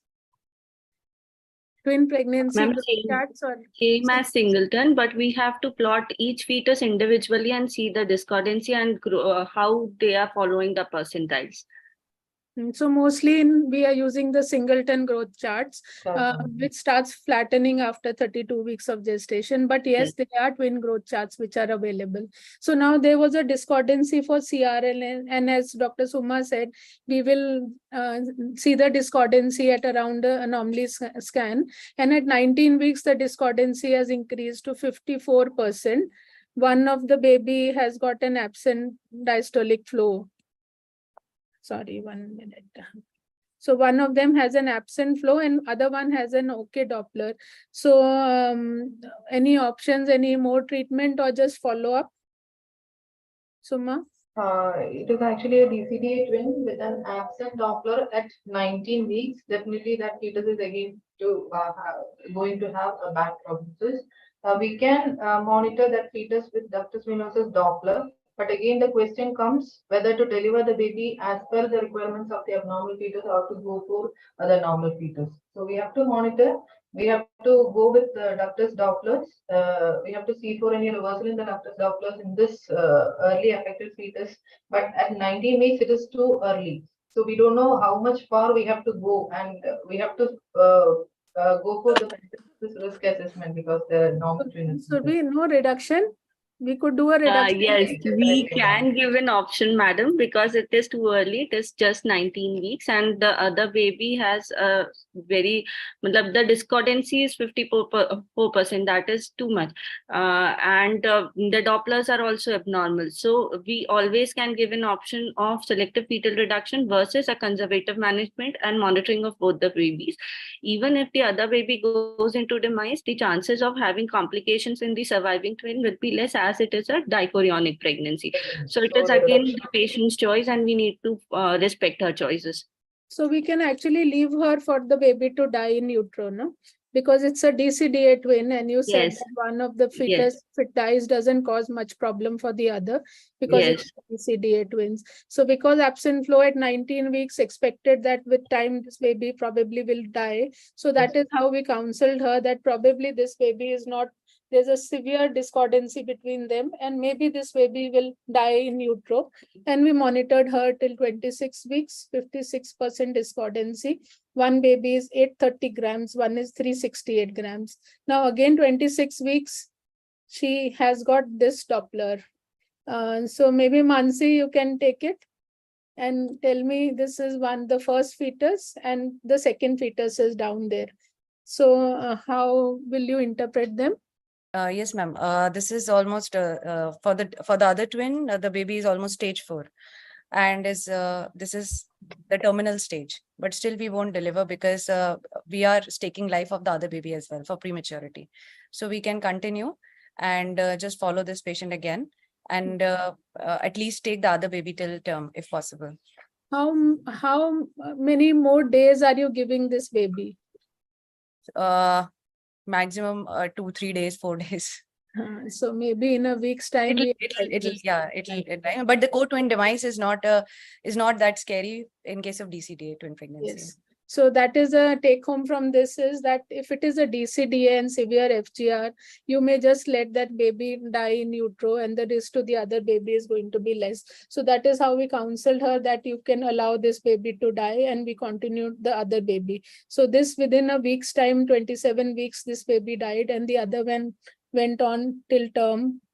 So now she is full term with one IUFD inside. So Dr. Divya, I'm back with you.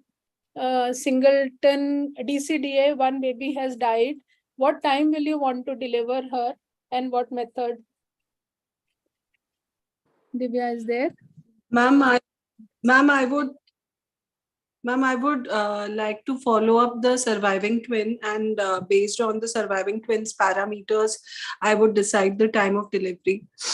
If the growth is fine, we will take it till term. Yes. Yes.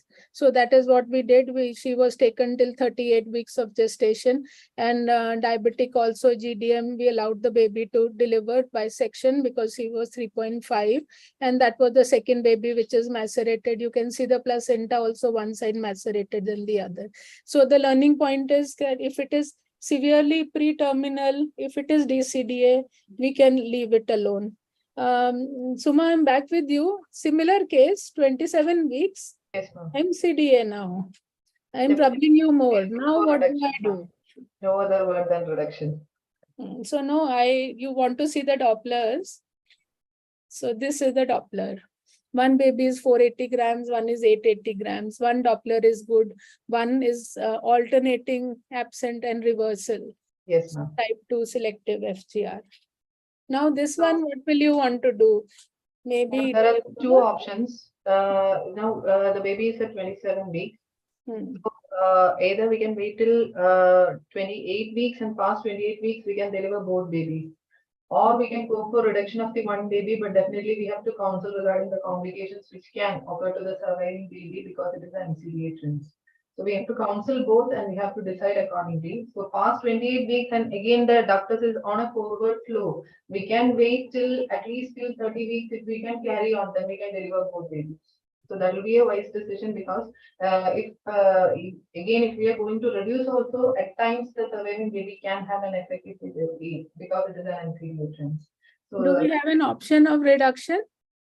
So because anyone? Do we have a reduction option? As what Mansi had said earlier, late gestation reduction. I don't think in MCD twin we do reduction from 16 to 24, 26. After that, But reduction is not equivalent to MTP. It does not come under MTP Act. We can still do a reduction at 27 and not report it as MTP because we are not terminating the pregnancy and we are just reducing one fetus. Yes, ma'am. We have done a similar case. We have done for the first baby, the laser reduction, and the other baby reached till term, till 36 weeks. So for such cases where there is an FGR, we are trying to save the other baby. We are doing a radio frequency ablation, and this should not come in the purview of an MTP, because here it is either we deliver them preterm and have risk on the other baby, or because of this type 2 selective FGR, significant FGR, we could do a radiofrequency ablation in this cases. Madam, I would like to highlight that I feel this is not type 2 but type 3, because it is like a positive diastolic flow, then suddenly absent, then suddenly reversal. It is type 3 SFGR, which is more unpredictable and difficult to manage. So that is why then we did a radiofrequency ablation in this patient. So probably in this you could not do a bipolar because there was no Liker, and a radiofrequency ablation was done, and the other patient went on till term. So these are still gray areas in the MTP Act. This is more of doing for IUGR, you are treating those patients. So I think I have some 10 minutes more. I have this case, and for this maybe Divya, Mansi can both be for this. I have this patient, she's a Catholic, 19 weeks, primigravida with conjoined twins. So maybe first anyone, Mansi, you can describe the images for us so that we can then manage it. Conjoined twins. Yeah, ma'am. This is a conjoined twin, and the area of attachment as seen in this image is at the level of the abdomen and probably at the level of the liver. And there is a intercommunicating vascular pattern which is seen in the second image. So as an obstetrician, what are we going to do? Dr. Divya, are you going to tell her not go terminate, or maybe what can be done for it? Catholic, Madam, yes, ma'am. Ma'am, I've worked in a mission hospital for a year, so I know the resistance that they have for termination. And in fact, that mission hospital has delivered a very famous pair of twins, which were conjoined twins, and then several surgeries were done upon them. So the particular setting that you have given us, in that setting, I would counsel them to continue the pregnancy with frequent monitoring. So you would do all that, but what monitoring is given in which guideline? What is the monitoring? Do you assess the Liker by LVP? Which LVP are you going to take? Which vessels? There were 5 vessels in that umbilical cord. AFI or maximum vertical pocket. Will these babies have TTTS or any other stillbirth? Does it have cord entanglement? Which guideline gives on conjoined twins? What are we going to monitor this for? Any one of you can take this, because this was interesting for me. I looked into all guidelines, I looked into literature, nothing was given as to how to monitor them. Actually, not much literature is there, ma'am. So basically, we can just see whether vital organs are not being seared, like brain or heart. Those things we can see that these things are not being seared.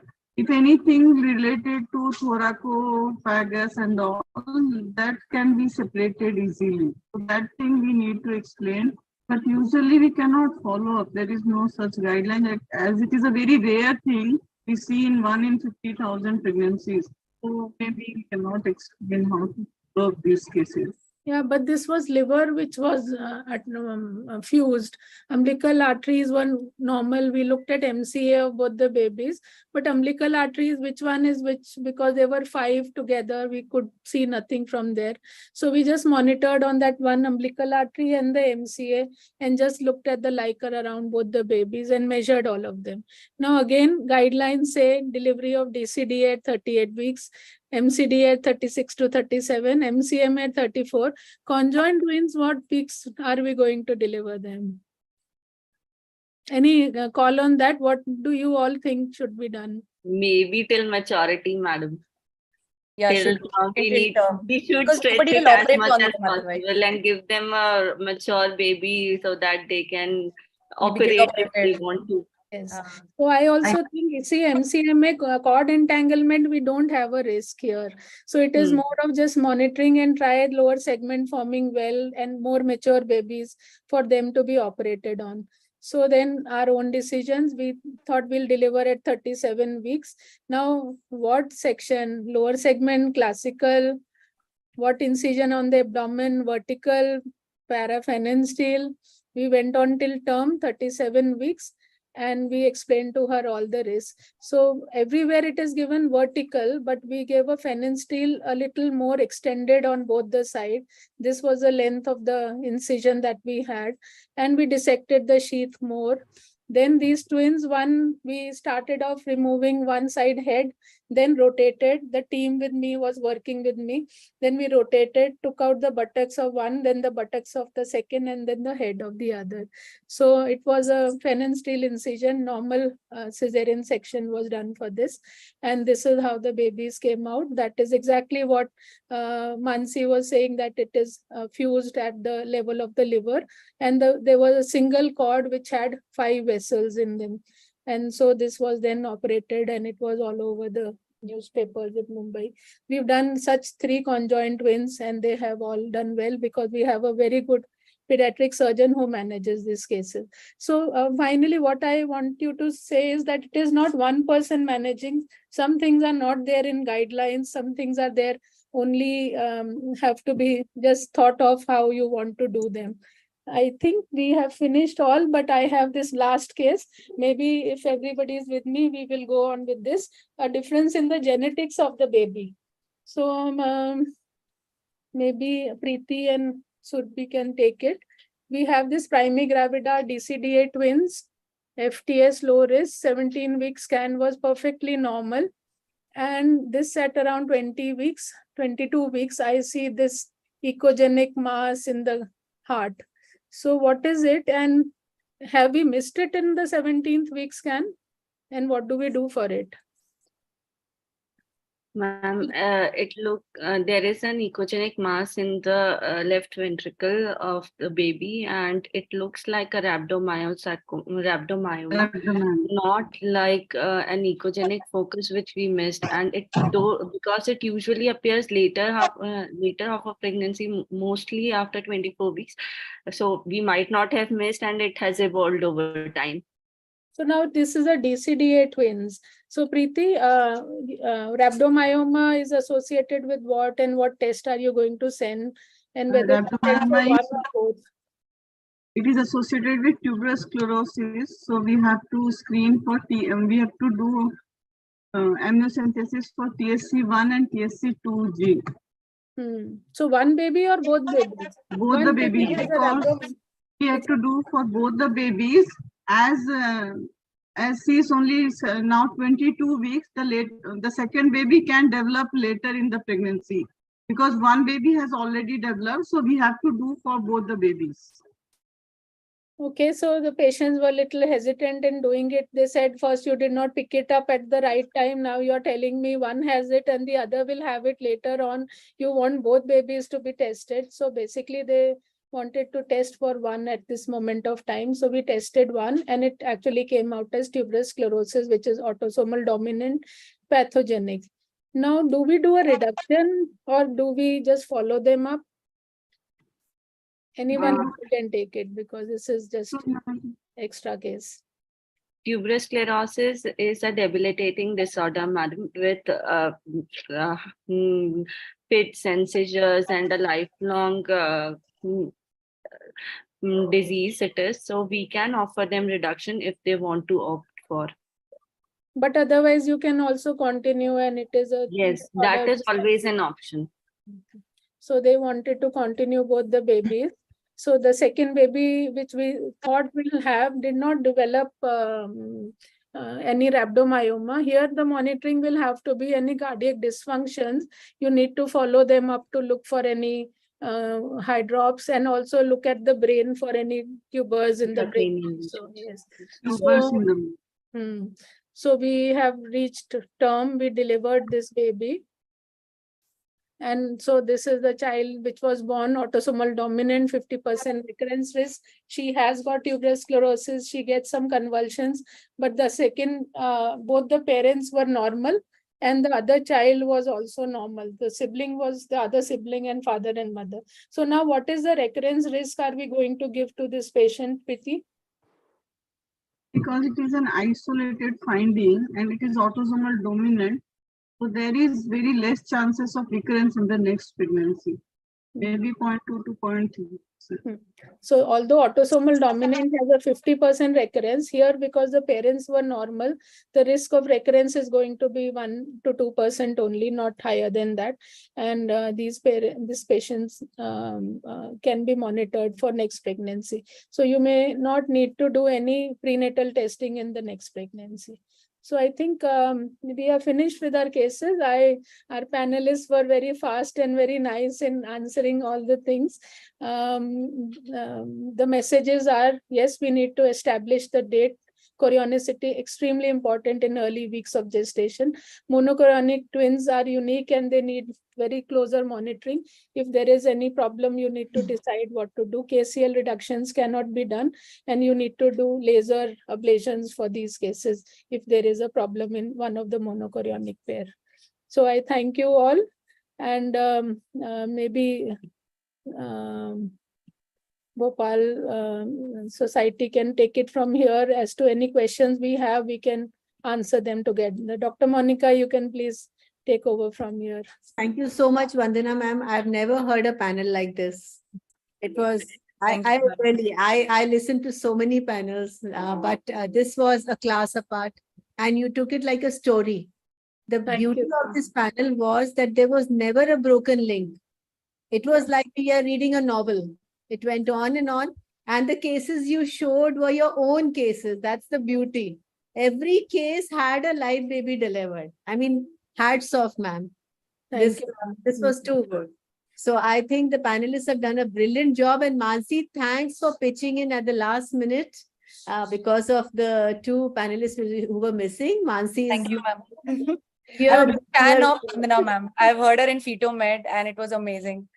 Yeah. I think, madam, the whatever has been taught in the lectures has been reiterated in these cases. So then finally it works very well when you see cases and you do whatever the previous speakers have spoken about. So the way you have taken it forward, the first antenatal, then the intrapartum, and then the panel, was hats off to your team to decide how to take this forward. Thank you. Thank you, ma'am. So I think we are already past 7 and everybody wants to enjoy the remaining Sunday. So with permission of Chinmay ma'am, Dr. Anita Srivastav and Dr. Shabana, my team, I would like to thank each one of you. Thank Foxy, thank Dr. Rishikesh Pai, Dr. Madhuri Patel. Thank my chief guest, my guest of honor, Dr. Nilesh Dalal, Dr. Vrinda Joshi. A special thanks to Chinmay ma'am, my speakers, Dr. Reena and Dr. Vandana Bansal, my moderator, all my beautiful panelists for being with us for such a long time and giving us lots and lots of things to think about multiple gestation. Thank you so much. Thank you, Dr. Monica.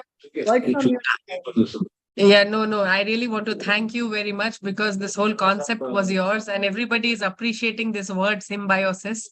So for perinatology, this really makes sense. And I hope that whatever else you do with symbiosis should be mutually beneficial to you and Bhopal Society. And it was really a pleasure. And on behalf of all my teammates in the perinatology committee, I mean, I know them very well. They are very close friends, and which is why they work with us in the committee. And thank you, Dr. Vandana, Dr. Preeti, Dr. Suma, and I'm sure Dr. Shama and Dr. Veena, we miss them, but they are also extremely active members. And today, for unforeseen circumstances, they could come on. It was nice to meet the new entrants. I thought it was Dr. Shruti, no? Why is it saying Dr. Surabhi? Ma'am, it is Dr. Surbi, and I heard you in my Fernandez days. My first lecture in FMU, you came back from RCOG 2016. So you narrated the gist points in my seminar hall at FH Hyderabad. So I know you since then, and I am a fan of you, madam. And one of my junior, Dr. Siddesh, works with Dr. Vandana at Wadia. So he always tries to correlate with Dr. Vandana. So I know it's a cycle, you know. It's a cycle of life, and all of you are in one stage where we were a few years back, and you will be in the same stage few years later. And it's very nice to see that our youngsters, Dr. Preeti, Dr. Suma, yourself, all of you, we are going to have nice times in the future. So Yes, madam. it's going to be great. Thank you, everybody. Dr. Mansi, it was nice meeting you. I met you for the first time today. And Dr. Purnima, of course, Dr. Monica, that's been really wonderful working with you. So thank you, Dr. Anita from the Bhopal Society, Dr. Shapnam. This is not just a formality, thank you, but it has really been a very refreshing experience, because initially I was also apprehensive, how will this work out? And then the dates, and then it shifted to Sunday. I thought maybe people will not be so keen joining, but I'm so glad, and I'm very, grateful to everybody who's joined.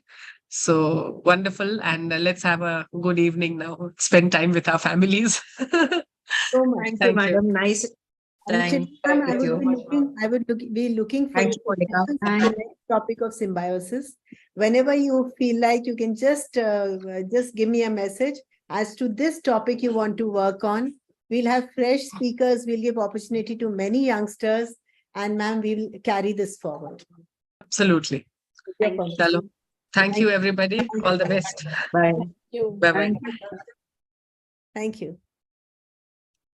Thank you, Intas. Thank you, ma'am. Monica, nice job done. Thank you. Badhiya. Thank you, Anita, ma'am. Thank you, Dr. Vishal. Thank you, Intas, Thank you, for madam. giving us this Yeah, platform. thank you, Intas. Yeah. Thank you. Thank you so Dr. much. Vishal. Thank you. Thank you. Good night. Good night. Good night.